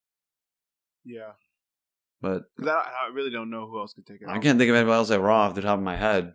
I mean, besides Orton. No, See, I'm over. Orton is this. It is unfortunate that they're RK Bro right now. This is kind of how I wanted the RK Bro thing to end, with like Bobby breaking Orton in half and Riddle off, you know, having learned the lessons and gotten the rub with Randy Orton and never really having to, you know, turn on Randy. Because I don't really need to see him turn on Randy. This is exactly the scenario I wanted for myself. Just a little bit Huh. Wait. What is it? What do you mean? What is it? Why would he turn on Randy? What does that have to do with Randy taking the belt? I don't want Riddle to turn on Randy. You know, like ever, really. Right. Neither. Yeah, I'd kind of, but to separate them because I think Riddle has at some point singles stardom to take care of. I would like to see Randy like taken out, like injured by like a Bobby Lashley, and like that's how RKO breaks up instead of them doing the I'm gonna start fighting, and I don't need to see that. I hear what you're saying. I think Randy could win the belt in RK Bro. Yeah, I mean, he could. He's one of those guys that it could happen any time, and it'd be believable. But I like Randy where he's at now. I think he's challenging Lashley at Extreme Rules, and I'm just like, because who else is in that picture right now? So you fill Randy in, but it's not like and you took Drew out. you did Drew Right already. lines. You did Drew to DF. So Yeah, I don't know. They need some stars for sure. They need some stars and quick. They got him. They just gotta figure out how to put him into good stories and make us and not be so wishy washy. Putting Karrion Kross I out don't know. there like an S&M dungeon master. That could have been good. I don't know. I mean, I don't know anybody else that they have star wise right now that they could even utilize to push. Well, they got the Because you have Damian Priest with the United I was gonna States say Damian Championship. Priest is hot and he's But he got a excelling in title. the spot. They're doing right by him right now. Like that match, Yeah. the triple threat with him and I think so. the too. match with SummerSlam with him and Sheamus was real good because Sheamus is putting on great matches right now. And then the Yes. triple threat on Raw that followed it was also dope as Yeah, fuck. agree. So yeah, he's doing his thing. And the women's division is together now. You got your queen at the top of the card. Like that SummerSlam match. Okay, let's go back to SummerSlam. Becky's back, and we're gonna talk about that because I rap like that. Becky's but, back. Tell a friend. But Charlotte, I think, took that shit personal, Jordan style, and was trying to just go out wrestle everybody. She hit us with a full twisting moonsault on SummerSlam. It's a thing of beauty. Like, I get it. Everybody loves Becky, but this is what I can do. Yeah. Hey, Charlotte's going to start putting on some banger matches because I think there's a friendly rivalry With her and Becky? She's the best. Yes, I think There's a so, friendly too. And this is the exact moment I do have to bring back in my Super Hot Flex wife because she has special thoughts on Charlotte. In regard to maybe a match that happened on Monday Night Raw a week ago? Some things went down. Yeah, this is the talk of the town here. At least in WWE, before All Out happened. So, baby, tell them how you feel. Shoot on it. Well, firstly, I feel as though I need to admit I have made a grave error in that as we were just discussing the dosages of the edibles, I realized that I thought it was a much different dose and have taken 2 this evening. Oh. My wife's real high right now. Oh my gosh. So a little Perfect. taste of the mindset of what you were in a couple nights ago at All Out. Yeah, no, this is about the same. And now I understand why I was so incredibly high at All Out. I was like, I feel like I've taken this much before. Why am I so incredibly high? It's an elevated experience. Yeah, so here we are. Watching Nia and Charlotte, Nia Jax and Charlotte. which I happen to watch live, which I don't normally, because I just kind of peek in when he's watching it, whatever. Like, it was it had the excitement of a Real Housewives fight, only it was an actual fight. Like, Right. because it wasn't about, they're never fighting about the thing they're fighting about. Like, something happened between those women. My theory is that Nia sucks at wrestling and keeps hurting everybody. And Charlotte's also the best at it and was pissed at her for sucking so bad that she literally just started hitting her. So I saw the titty punch, and you can't come back from a titty punch. And then when they were actually like slap boxing it out, Yeah. Nia is also a terrible actress. So I had never seen what it looked like for her to be actually mad, and that's now we saw it. Mm-hmm. She accidentally showed some good acting. Yeah. Man, it was fun to watch. Yeah. And it was very Housewives. The Housewives rarely physically fight. It happens every once in a while, and when it does, my God, is it exciting. But it just had the energy of like, I need the backstory. And we're not going to know. I rewatched that match like 5 times. I've watched 2 podcasts on it. I watched Devon Dudley talk about it, who currently I think works as a producer for WWE. Yeah, he does. Talked about how they had a miscommunication in the ring. Somebody got upset about something. Mink. And they fixed it, and they were able to do the finish. And I think all of that's apparent. Somehow, some way, they were able to get back on track and finish the match. But Which not without Nia crying. I think it's exactly what you said. It was Nia fucking up and Charlotte being like, 1 too many times. And then which after watching it, I was like, is Nia dropping her for the finish? Was that really the finish? Or did she just drop her ass again? The times where she just threw her on her fucking head, I was like, Nia. What the Still talking fuck? shit at the very end of the match. Yep. Oh, she talked shit as she was being pinned. But like, yeah, and she was like, you could see, and like I said before, Charlotte's a woman who knows where every single freaking camera is. She knows the best. And she started talking shit on the way out, which was not what she was supposed to do. It was perfect. It was It was so perfect. My wife has never been more excited to watch the next episode of Raw. Yeah, But because it's a Bravo cliffhanger. and I haven't seen it. Did they wrestle on Raw? The one that happened last night? Because I didn't know. I'd heard that maybe they didn't take advantage of this ready-made. Because this is the beauty of pro wrestling. When things like this happen organically, well, shit, we're all about blurring the lines. Let's make this a part of the storyline, and then the lines are blurred even more, and we don't know what's real and what's fake. But I heard they didn't really capitalize on this at all. No, That's false. okay. That's yeah, fully I think false. it was all that you needed because Okay, they good. fought again for realsies. Okay. But they got it out of the way at the top of the match. But it was once again that, we actually hate each other and we're just smacking each other around. Wow. Okay. They did some of that and then they went back into wrestling, but they kept it short because it's like, Still Nia. She still sucks at wrestling. yeah, and I wonder Exactly. too, like, But they also referenced it in a couple promos too. It was fully capitalized on, actually. Yeah, Yeah. for an Fully- episode of a TV. They didn't like stretch it out to Extreme Rules because you No. can't pay it off with a good match. It's No. still Nia. mhm. They made Yeah. it, And it was also, good. but then it was good like, TV. then it was actually at work then, Yeah. and not as fun to watch, to be honest. Huh. Yeah.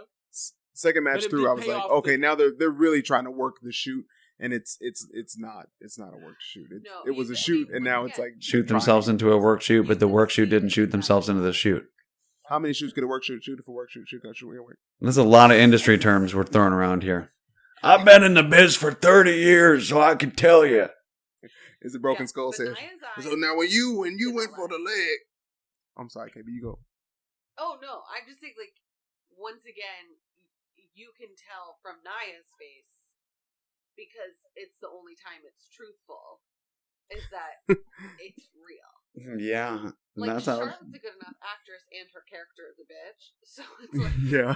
so we're used to her like angry face, and it's but it's truly I have never the only time I have really related with Nia is at the end of that match. She was crying but trying not to cry, but you could see it in her eyes, and like I just feel like every single woman has done that at work once or a few times. Mm. It was a real moment for her. Yeah, She got dinged up on national TV for sucking at her job. and I would Man. imagine. Well, I guess Nia comes from like She's well, a similar pedigree. Yeah, but no one's Flair. Yeah, that's the thing. I would think like they've probably been pitted together. Like she's probably compared herself to this person a bunch. Everybody does. She's rich, she's blonde, she's hot, she's kind of the queen bee. Literally her gimmick. Yeah. And on the booking side of this, like, I can't help but think that Nia's getting punished now. Because she won clean on Charlotte for the match that, is in question, the one that they got into the fight Yeah. for. And then she came back this Monday and Charlotte fucking took that shit, so. I mean, I think that's just the proper amount for it. Like, they were already doing something with Alexa Bliss. This wasn't supposed to happen. I think they just made good TV out of it for an extra week. Like, my wife... Right, so, but that's the interesting thing, though. So, like, why did she beat her then? Why did Nia beat her the first time? Because that's interesting, too. That's what I'm saying. You wonder know what I'm that. saying? Like, why did she even beat her The first time. The That first is time. true. So I don't know. That's kind of what made it seem like, okay, now we're gonna throw you back out there. You guys fix it, and also Charlotte, you go over. I don't know. I don't know. That is a good It's all question. speculation. That's what I do. All right. Well, I do want you to answer one more question sure. that Not Eric yet. had, last time you came in. Who is your favorite male wrestler? okay. This is not going to be great because I forgot his name already. And what you don't want to do is ask your husband, hey babe, who's that man I would risk it all for? You can't. My super hot, flexible wife wants to take an RKO out of nowhere from Randy Orton. Oh. Okay, this is going to be mean. Maybe cut it out. Who knows? I have a feeling you don't do that here. No. But a lot of wrestlers. Did anyone watch the Tyra Banks show? Probably literally zero. Not a lot. No. Maybe caught Not on it. this one. Not Caught a on few this times. podcast. That's not a big crossover. Big crossover with wrestling My fans and friend were just T-Banks for two sure. circles next to each other. Okay, cool. But so she used to get a similar caliber guest as a Jerry Springer or a Jenny Jones, like the Sure. same sort of caliber guests were on. But she tried to like make it look like it was because we didn't have like a Drew Barrymore show yet. Like this was the time when talk shows were Springer or whatever, but she was trying to sort of step it up a little, but still could only get the same guests. So she gave them all makeovers before the show. Like even if it wasn't like a Tyra makeover show, if it was just like your man's cheating on you, she would sort of give him a makeover, but you could still see in the face. You know what I mean? Like you could still see in the face that this is a Jenny Jones guest. Yeah, you know? sure.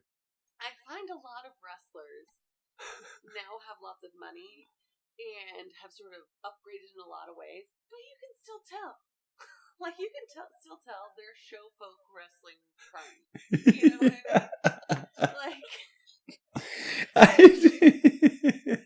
there's still something in there. So that's what I see when I see a lot of these wrestlers. It's like, oh yeah, they're, you know, they have muscles and they're whatever. But they're not like that handsome in the face. You know what I mean? And I feel like Examples. Is this like a lipstick on a pig kind of scenario? yeah. Yeah. And I just feel like what's his bucket? Randy Orton has like a kind of a movie star face. Like he doesn't look He didn't have because Randy didn't really have carny beginnings. You know, he didn't get involved into wrestling until he was He didn't. Dad's Bob Orton. What are you talking about? But yes, his dad's Bob Orton, but Randy Orton didn't want to be a wrestler for a while until he was like an adult, and then he didn't get into it until he fucked up and like failed out, like left the military and shit, and was like, yeah, I have nothing else to do. What's it got to do with his face? Well, he didn't have a carny beginning. He wasn't like a show folk, you know. Wait, when did he start wrestling? He was wrestling in his 20s, right? Yeah, 20s, but still. Neither does like Charlotte didn't come from like her dad was already rich. Like she grew up rich, but I feel like there's a difference between her And the ones who are out there on like the A VFWs, like, you know, who've got like 20 years of like cigarette smoke on their face. He started wrestling at 20 years old. Yeah, but he wasn't like busting his balls doing like $15 shows at the Peanut Shack. He was like he's at OVW. He was at OVW. That's developmental for the WWE, the biggest wrestling company in the world. And that's because of who his dad was. He wasn't out there busting his balls at the indie shows.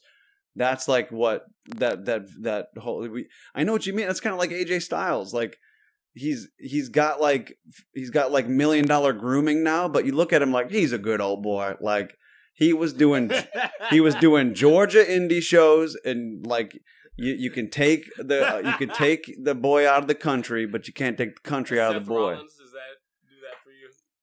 Seth Rollins, I think if you can, the man bun helps put a lot of things in perspective. Like he has such a man bun's character like, face you are too. just like a regular looking handsome man.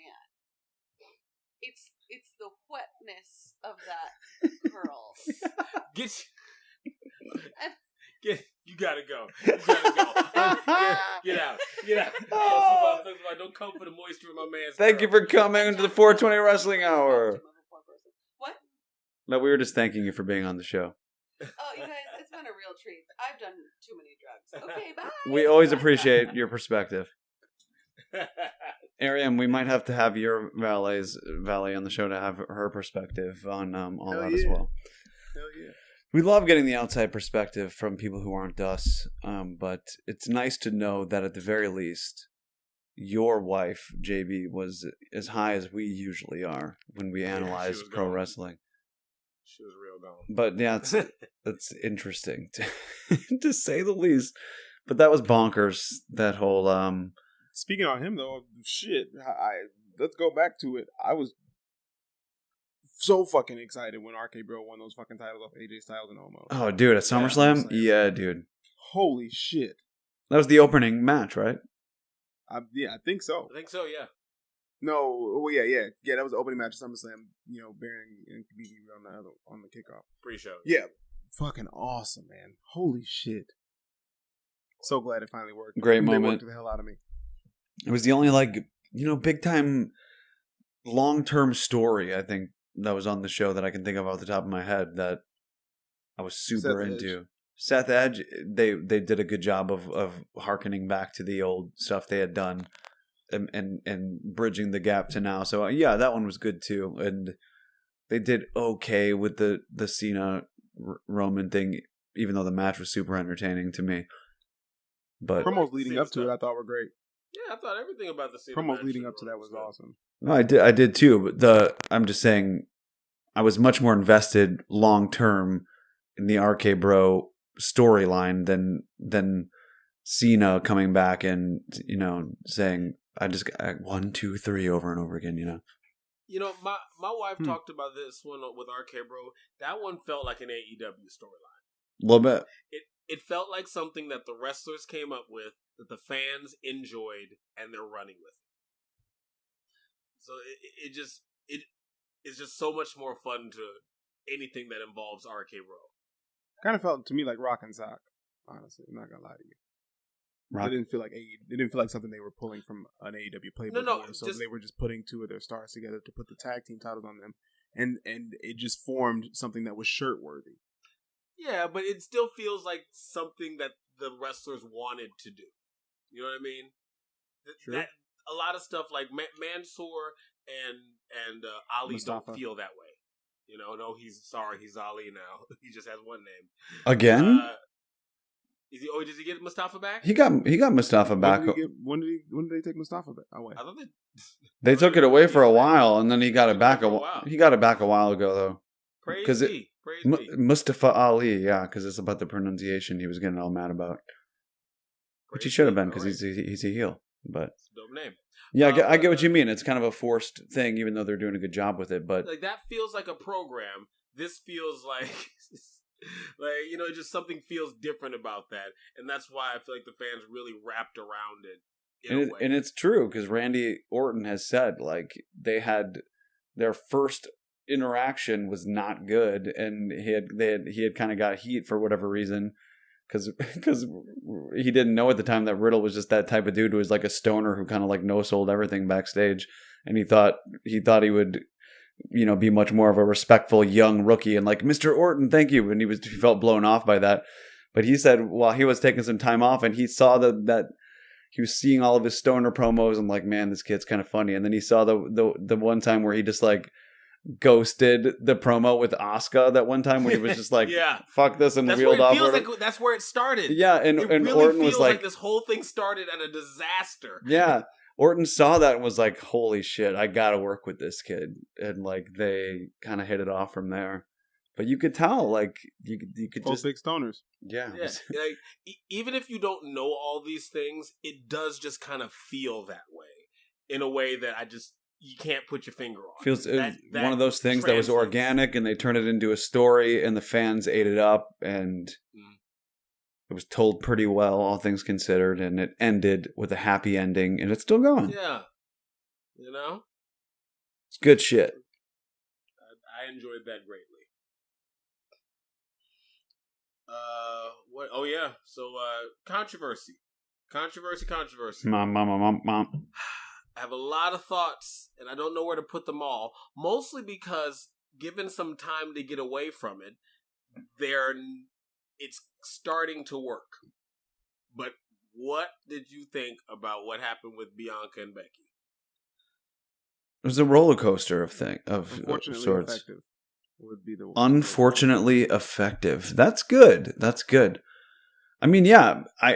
I guess if what's happening happens, and we look at this a couple months or a year from now and be like, remember we were so pissed, but that's how they wanted us to feel because Becky was turning into the heel of all heels, but I still was lucky enough to be at the house show the next day, and Bianca gave a promo that was it was big sympathy, and everyone in the crowd fucking felt it as soon as her music hit, and I think that is one of the things that really works is, one, she looks better without the belt already.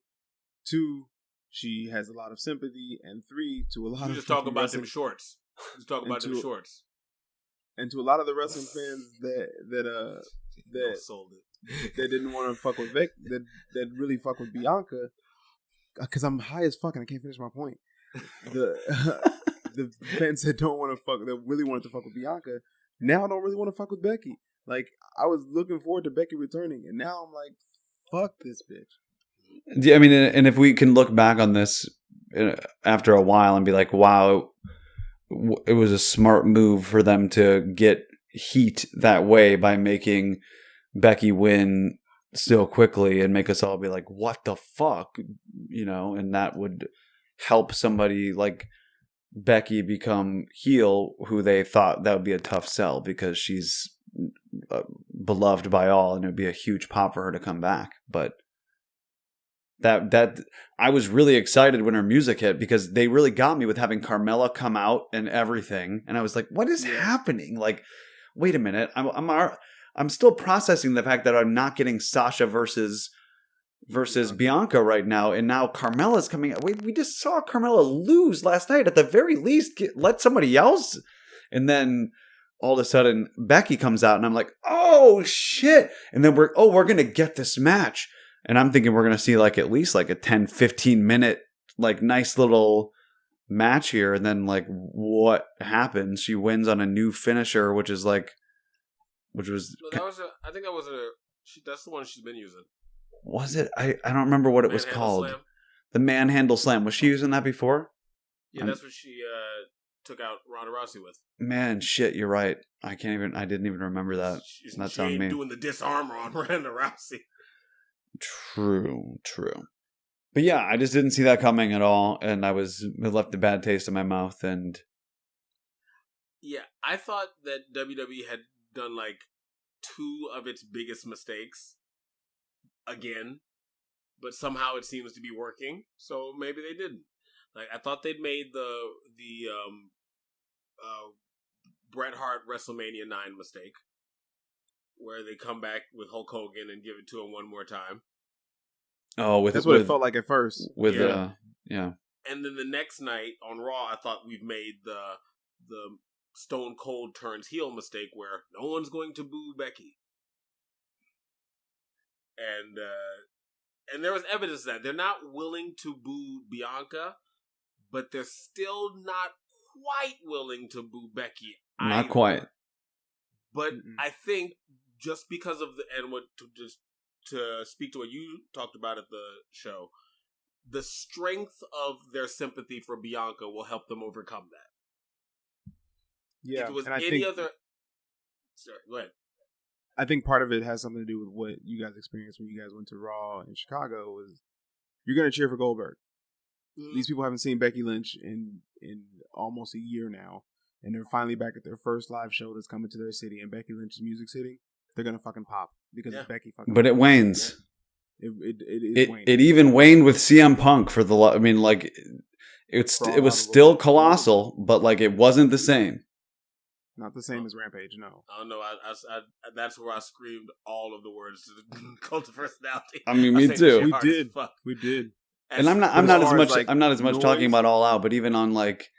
The Rampage and the Dynamite that he was on afterwards, it just had a slightly the shine of coming off ever so slightly, and he even alluded to that. But with Becky, there's going to be that natural decline, especially if she starts healing it up more and more. Absolutely, she'll get the scatter boos, and before you know it, we're loving to hate her. But it's going to take, and it is lucky that it's Bianca. You know, it's not lucky. It's wise that it's Bianca, because she's the only person I think that we have that we love enough to go ahead and let us be annoyed by Becky. Yeah. You know what I mean? Like, she would just make Liv Morgan look like a boob. Like, our investment isn't strong enough for Liv, for most people's. But Bianca, like, yeah, we'll boo Becky for you. I think you're right. A bit of a dick. Yeah, I hear what you're saying on that. Yeah, it sucked to see. Like, I wanted to see him go for a while, but yeah, I was looking forward to the people who are like, do it, but at least make a fucking match. Holy shit! It doesn't make sense or whatever, and it makes Bianca look so bad. I don't agree. Like, the fact that like an all-time great in your women's division, a former champion, like a top of the line, to come in and not be prepared for a competitor of her caliber, and then to get surprised with her finisher right from the jump, like it's not that hard to believe. Like if we're trying to suspend our disbelief for pro wrestling, like that could happen. If you're the way you just wrote that out, it makes a lot of sense. Yeah, if you're preparing for Sasha Banks, and then you get Carmella, and you're like, okay, she's mids, like I can deal with this, and I'm still confident. But then Becky Lynch comes out, and you got to think about if you're going to answer this challenge as the world champion. And because she's a good guy, I'm going to accept it. But still, she got burnt by that, and that's why it's like, yeah, especially if you're saying she comes out and gets a lot of sympathy at the house show right after. They probably knew, they're like, okay, we got something here. And it'll be... Daniel Cormier in the UFC did exactly that and said, nah, not for me, fam. Like, yeah, he was supposed to fight John Jones for his belt. And they said, John Jones did John Jones things and can't fight you. But we got Anderson Silva, who is the greatest of all time. But he's smaller than you, but what you got? Cormier's like, I ain't going to put the title on the line. Yeah. You got to think about it. I was like, yeah, but you're bigger than him. Yeah, I know, but like, I just think, I wasn't thinking about it. Him. It's a different mindset, so I get it. But I hope it works out story wise, and we can say like it was worth it. It seems to slowly be working. What else? You guys say how you guys feel about that guy coming back? The guy Brock Lesnar? Yes, sir. I felt great about it. It was awesome. Yeah. It was fucking awesome. This is how I wanted Roman Reigns' championship reign to feel at the beginning of it. Like shark circling. Yeah, just knocking down big opponents, not just beating up on poor Kevin Owens for extended periods Right? of time. Yeah, it feels like there's all these You it feels like all these dudes in the circuit circling him like sharks, and he's got to kind of pick and choose where his battles are. Finn Balor decides he's like going to jump the line here, and he's earned it because he's never lost, and it's all working for me. You got Seth and you got Edge fighting it out for a chance. You got fucking Brock Lesnar showing up. You got Big E hiding, pretending to be a janitor, and just to get a moment with Paul Heyman, like, I'm coming for you with this briefcase. That's what I wanted to feel. It feels like, exciting in the SmackDown title picture. Yeah, that's a title picture. I don't care. I didn't care how many times Kevin Owens got screwed. Okay, you got screwed, man. Moving on. And then on Raw, we're struggling to be like, I guess we got to put Randy there again. Because who do we got? How is it? How do they have the same people? And I just don't get the disparity. It's so crazy to think about. Shame on them. What do you mean same people? I mean, I don't know how different the writing teams are for Raw and SmackDown, but I'm assuming the 2 or 3 dudes at the top of the food chain, Vince McMahon, Bruce Pritchard, and Kevin Dunn, are the 3 dudes kind of creating and producing Raw and SmackDown at the top of the top of it. They're throwing all the marquee talent at SmackDown, it feels like. Yeah, I just wonder where that disparity comes from and why. I mean, I guess it's Fox. I don't know, but Fox. I think they're really trying to get some different sports fans. They're really trying to grab football fans. They're trying to grab basketball fans. The shit ain't working. They could still create a more exciting title picture on Raw.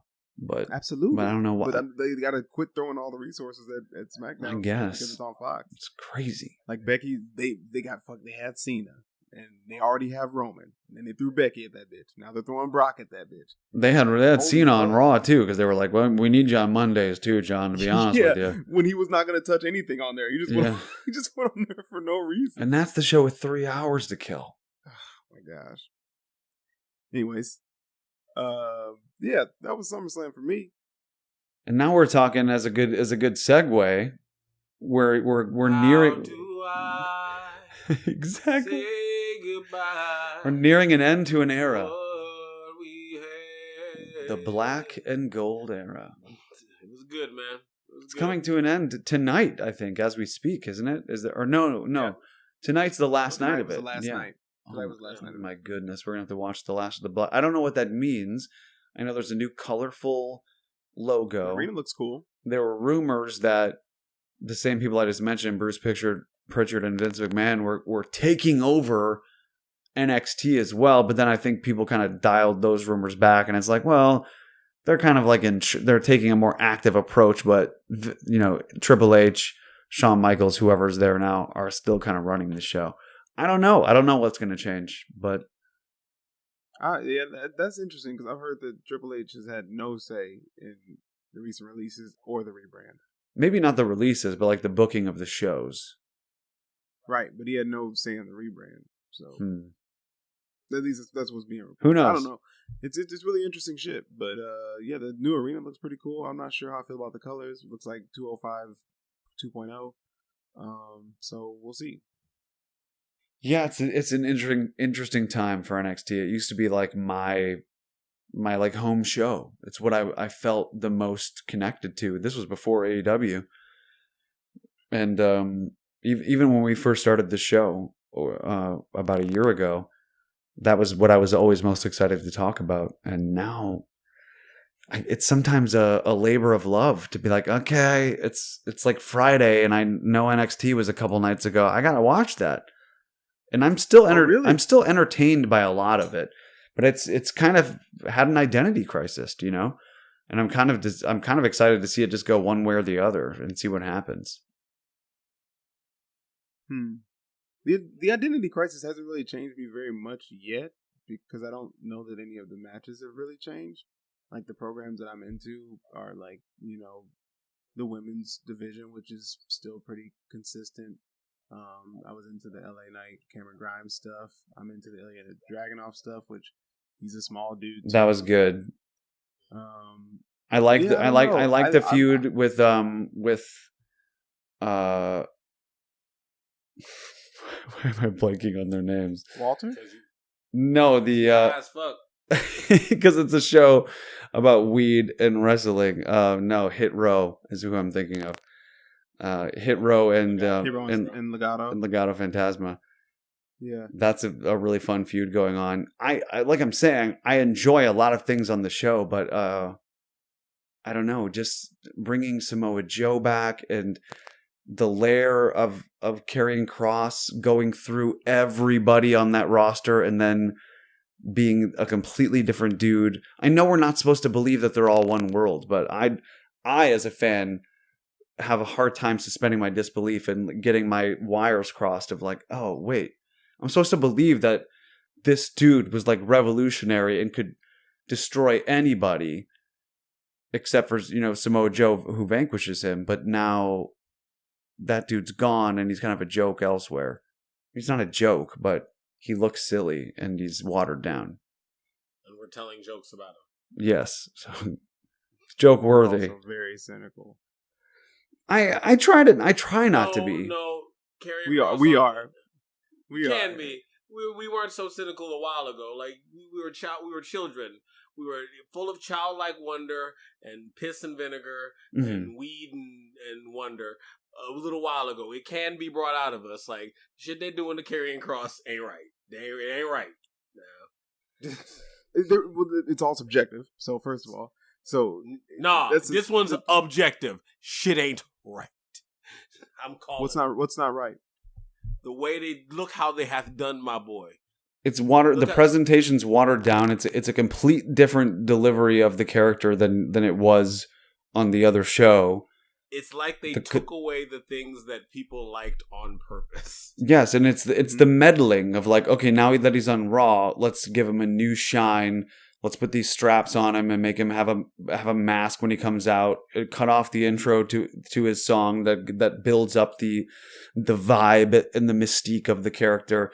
Take away his valet, which was the mystique of his character. I mean, it's a completely, I keep saying watered down, but that's what it is. And we kind of discussed this a couple weeks, or I guess about a month ago now.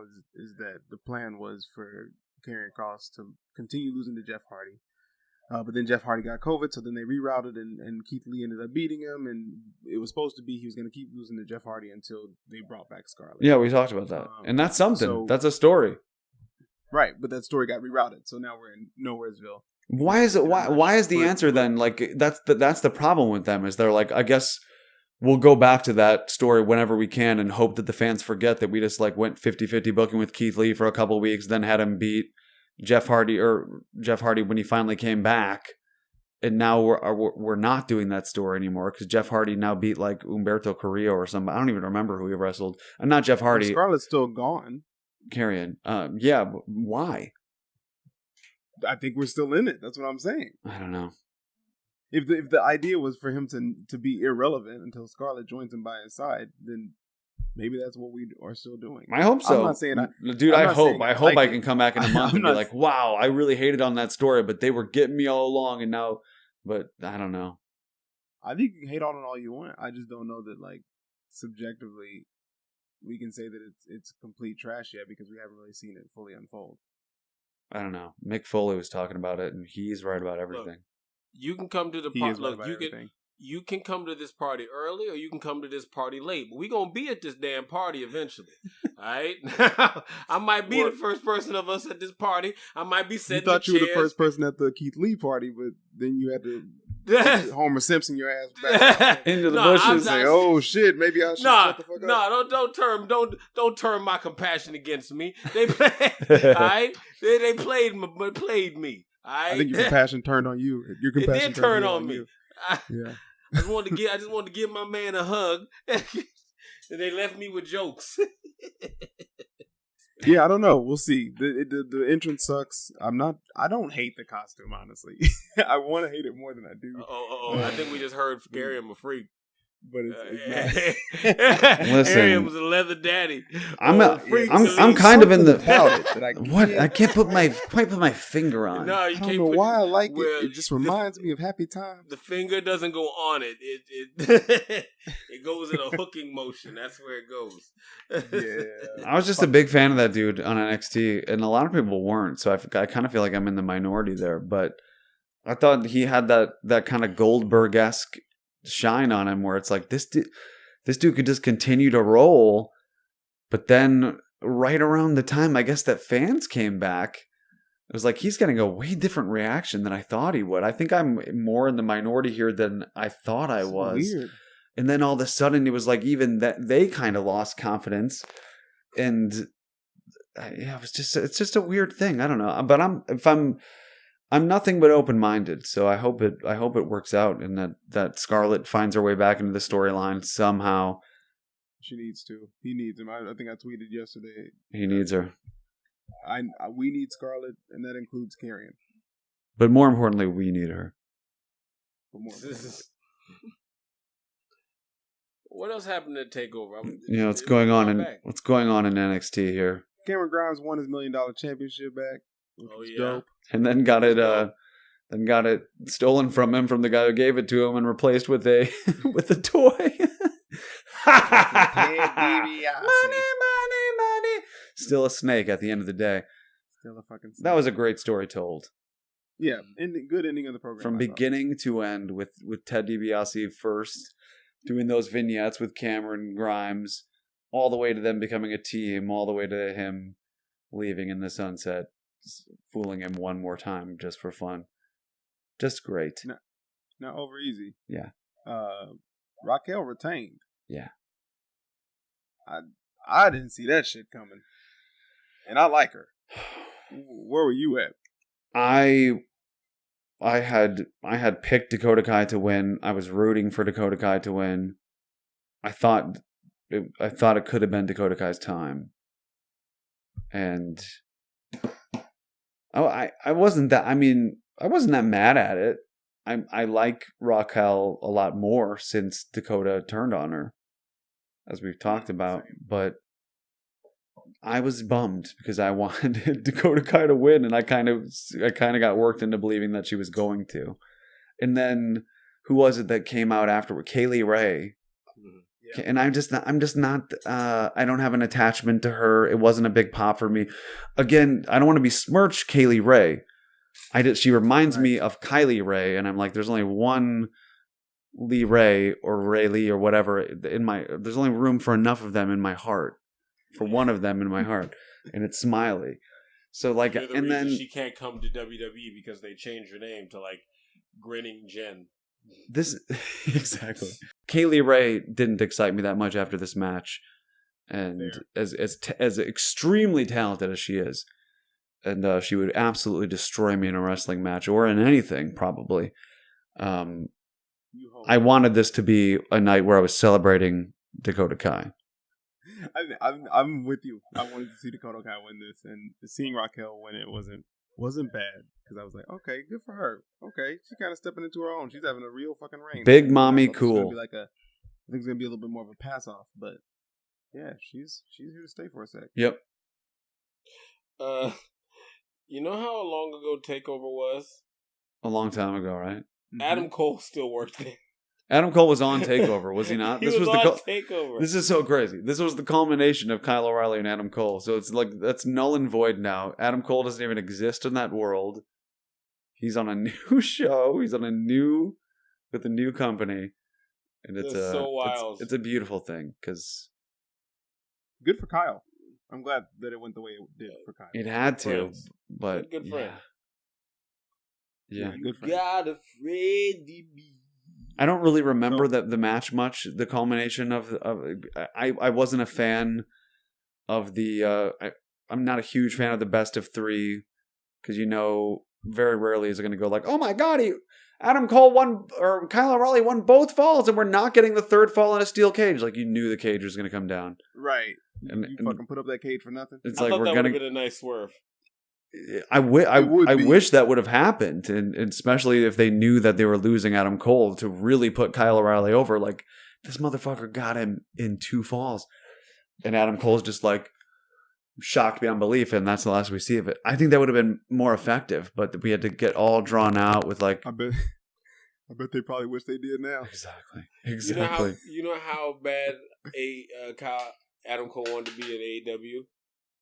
He was in that heel hook, and there was a kendo stick right by his hand. Yes, sir. Took one for the tapped team. out and said, "I'm going to AEW, bitches. I'm out. I ain't even going to try to hit this motherfucker." People were really pissed about that. It was a pretty lame ending. It was right by his hand, like right Didn't make by much his sense. hand. It made no sense. Like at least swing it at him. It just seems like ancient history at this point. You don't work there no more. And I worry about Kyle O'Reilly. Again, he's one of the dudes who got run over by Karrion Kross. And now... Is Kyle O'Reilly going to beat Samoa Joe? No. But maybe. I don't know. Yeah, he could. I can see that more than in the Karrion Kross. When do we see Yui in AEW? Never. 1 year? I don't think they will. I don't think they'll do it. Kyle O'Reilly's not long for NXT. There's no way. I don't know. I don't know if he's... Unless he signed a 3-year or something long. I don't know if it would be as cool. Maybe in several years if they did like a reunion thing. But right now, I wouldn't want to see it. They'd probably go more back as adversaries, like in the Ring of Honor days, or like what Maybe. we just saw. Oh, really? More so than going back and being UE again. Interesting. Okay. I can see that. They might reference that history more. Like whatever Adam Cole's on top of, Kyle O'Reilly comes in to ruin it for him. I just don't see those three doing anything of note in NXT really much going forward. So I think they're going to be looking for something. And I think them showing up on Dynamite or Rampage maybe a year or two from now. Adam Cole has been working with Elite, but then he fucking switches on the Elite and he's got his own fucking squad, a la MJF. Could be decent. A lot of people are going to be Could suck. looking at what they're doing now. And I mean, especially a lot of people on the indies, like they got to look at what's happening in developmental at WWE. It's kind of like what Mick Foley was saying in his little video that he put out. WWE has a problem, he said. And that they're not really handling a lot of their developmental stars well. So a person who's getting offered one way or the other, if he was in their boots, Mick Foley says he'd thinks it'd be a clear answer to go to AEW. But I don't know. Now that NXT is being put in a new direction, I guess we owe it to see where they go. If they're really going to treat it like developmental, if Vince McMahon being more invested in NXT will create more continuity when and connect those worlds more, so that if Vince and Bruce are more hands-on with these characters, then when they do transfer to Raw and SmackDown, there won't be as much of a fan reaction of like, oh, they fucked him up when they brought him to Raw.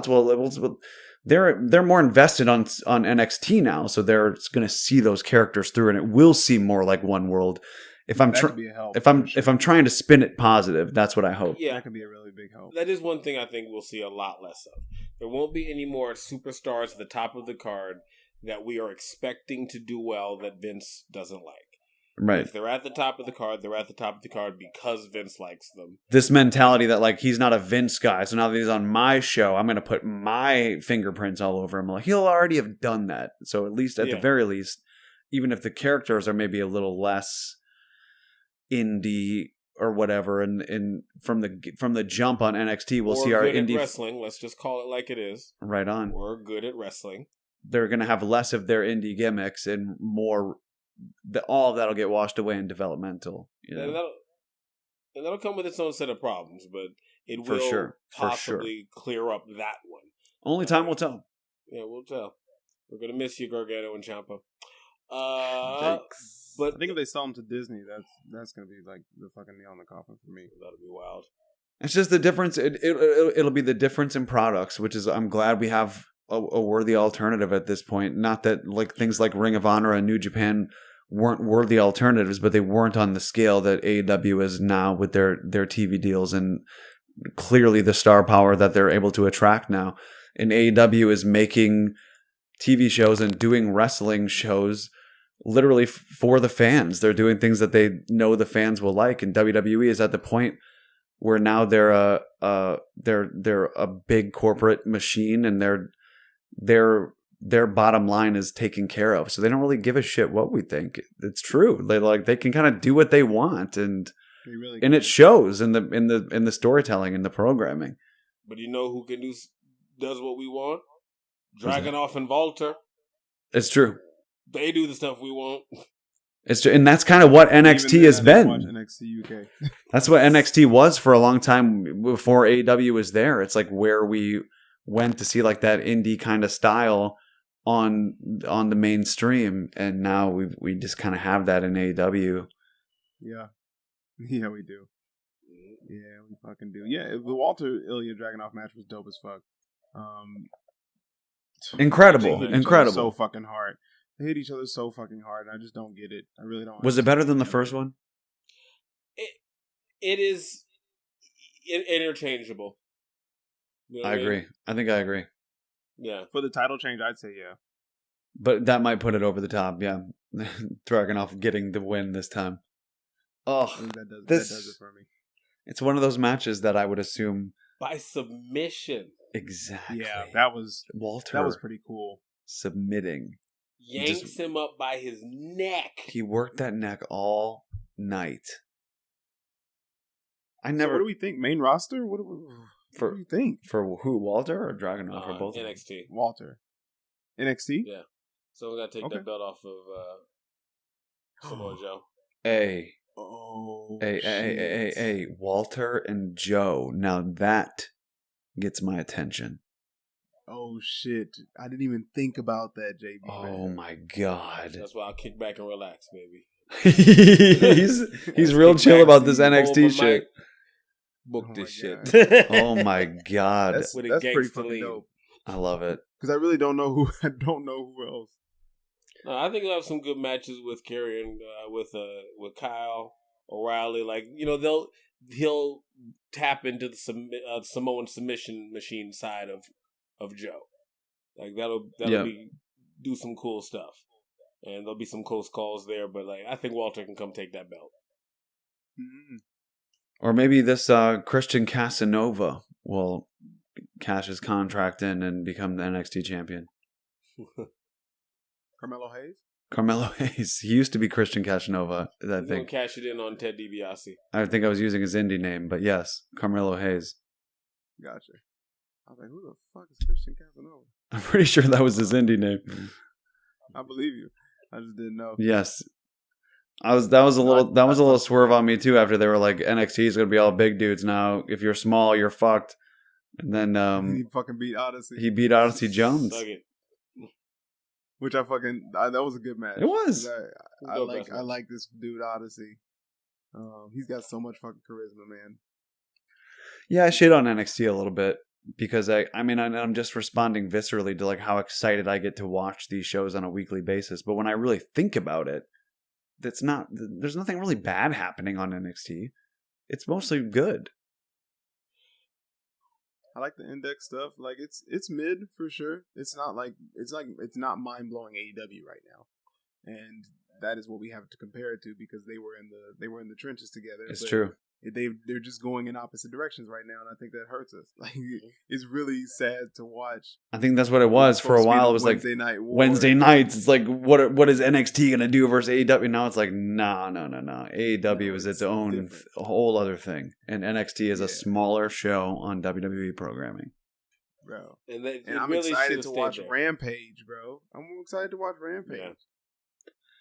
I did, yeah. I watched Rampage instead of SmackDown the other day in preparation for All Out.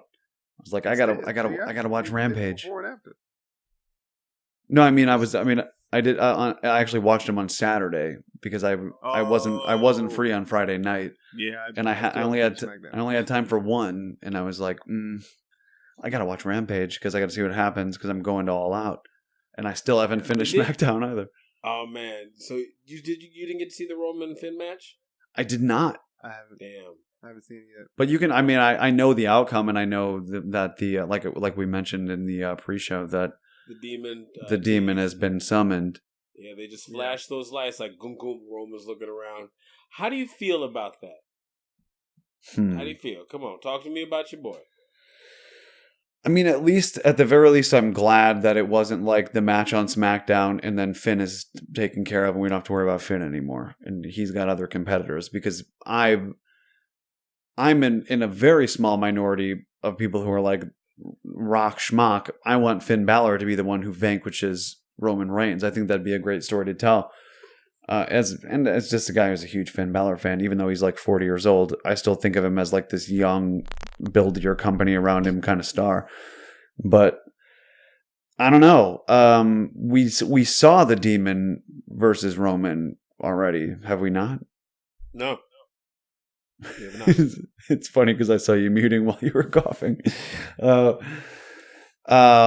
But yeah, I don't know. I didn't see it live, so I still haven't seen the segment, so I've only heard what has happened. But I never loved the Demon that much to begin with. I think it's a cute touch to Finn's character in NXT. But I honestly, as a guy who gets high, I would always kind of just like giggle at the notion of the Demon as being like this kind of like Rastafarian wig wearing version of Finn Balor, where he crawls to the ring but has the same move set and puts on makeup, but like somehow like this is an unbeat. I'd rather have him just be Finn, like cool Finn. Yeah, it's like video game fun, right? Something like that, where I'm just like, I was never that into the Demon that much. Ooh, different entrance. He changed his entire attire. That's cool. Yeah, but like. You about to bring him out just to lose to Roman? Okay. Well, the Demon doesn't lose. Demon doesn't lose. So which would you rather have? Cool Finn or goofy Finn that beats Roman? Ugh. Wait, they both beat Roman? No. Cool Finn doesn't beat Roman. You get the cool-ass gun-toting guy who started the Bullet Club, and you have him be the character. Yeah. Or we get the goofy Finn, but they let him beat Roman. That's not. I mean, I'd rather have cool Finn, and that's what I'm gonna get. Like, well, no, I'm gonna. I don't know. Or they're literally gonna have power down. They're literally the eggs are fried. They're gonna have Roman beat the Demon. Yeah, absolutely they are. Maybe they won't. Oh my god. I don't need to see the Demon Finn Balor holding the belt. I don't, but If he didn't drop it at SummerSlam, I don't see him dropping it before WrestleMania. I mean, and this is, and maybe this is me thinking like an AEW fan again. I forget that they didn't tease the Demon to do it in 4 months. They teased it to do it like at Extreme Rules. So at Extreme Rules, yeah. So I don't know what's going to happen there. Extreme Rules, because are they really going to kill the Demon? I think he could. If he was going to drop the title, it'd probably be a Survivor Series, but I don't see it happening at Survivor Series. And that's kind of one thing. Like that'd be a good time to bring in the Demon. Do it then. I'd rather see him versus Lashley. Well, yeah, me too. But like, if you're gonna do a title change, and I forgot, forgot what Survivor Series is all about. But you still can have other matches. Yeah, but they still do a thing. Yeah, I just kind of forgot. But like that would be like with good booking. Cool. He beat Finn. Finn must now go do other shit until SummerSlam. Until Survivor Series. When, as the Demon, he'll get the rematch. But like, I forgot, WWE doesn't work that way. That's what I would want to happen. Like, because I know Finn's not going to get it now, which is why I don't know. And I don't think Finn loses now and then comes back and gets it later. So it's just like. But you get Spooky Yuki. Ooh, Spooky Yuki. Hey, and they need a little Spooky Yuki now. You know. No, they got Alexa Bliss, and Lily. It's true. It's on a different show. Shit. She's there. I'm very over it. That may be that may be NXT. That might be everything. That's a little bit of a catch up on our sabbatical that we've been on. It feels so good to be back.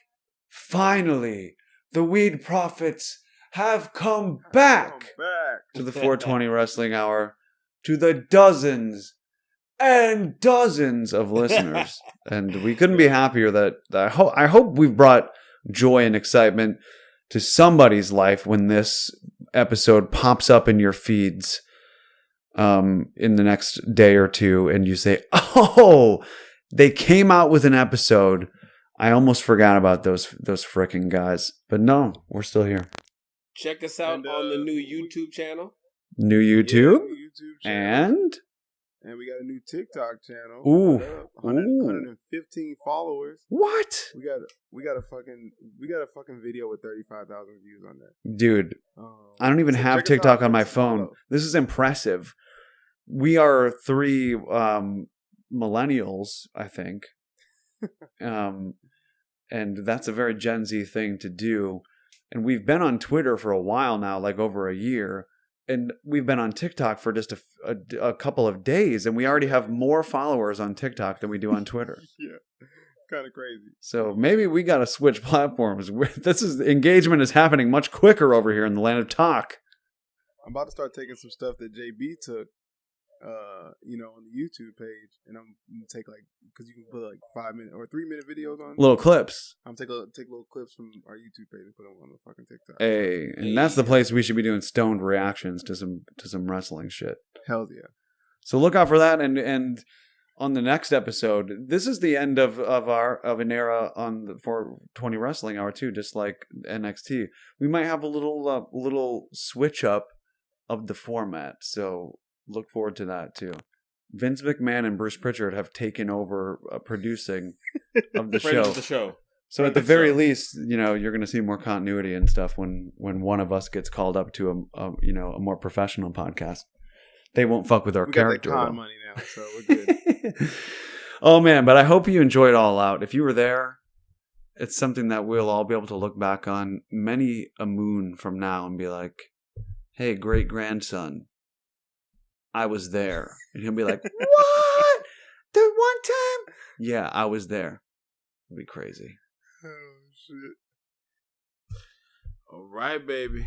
It's been a good one. Check us out on TikTok, YouTube, Twitter. We're on all the platforms now. 420 Wrestle Hour. At 420 Wrestle Hour. Engage with us. Join the rotation. And, Hey, Shane O'Mac, it's been a while, and I can't wait to hear that sweet sound again. Until then, That's right. smoke you later. Shane O'Mac. Don't get gagged off. Ho. That's for the real ones out there. Day ones. Day one-ish.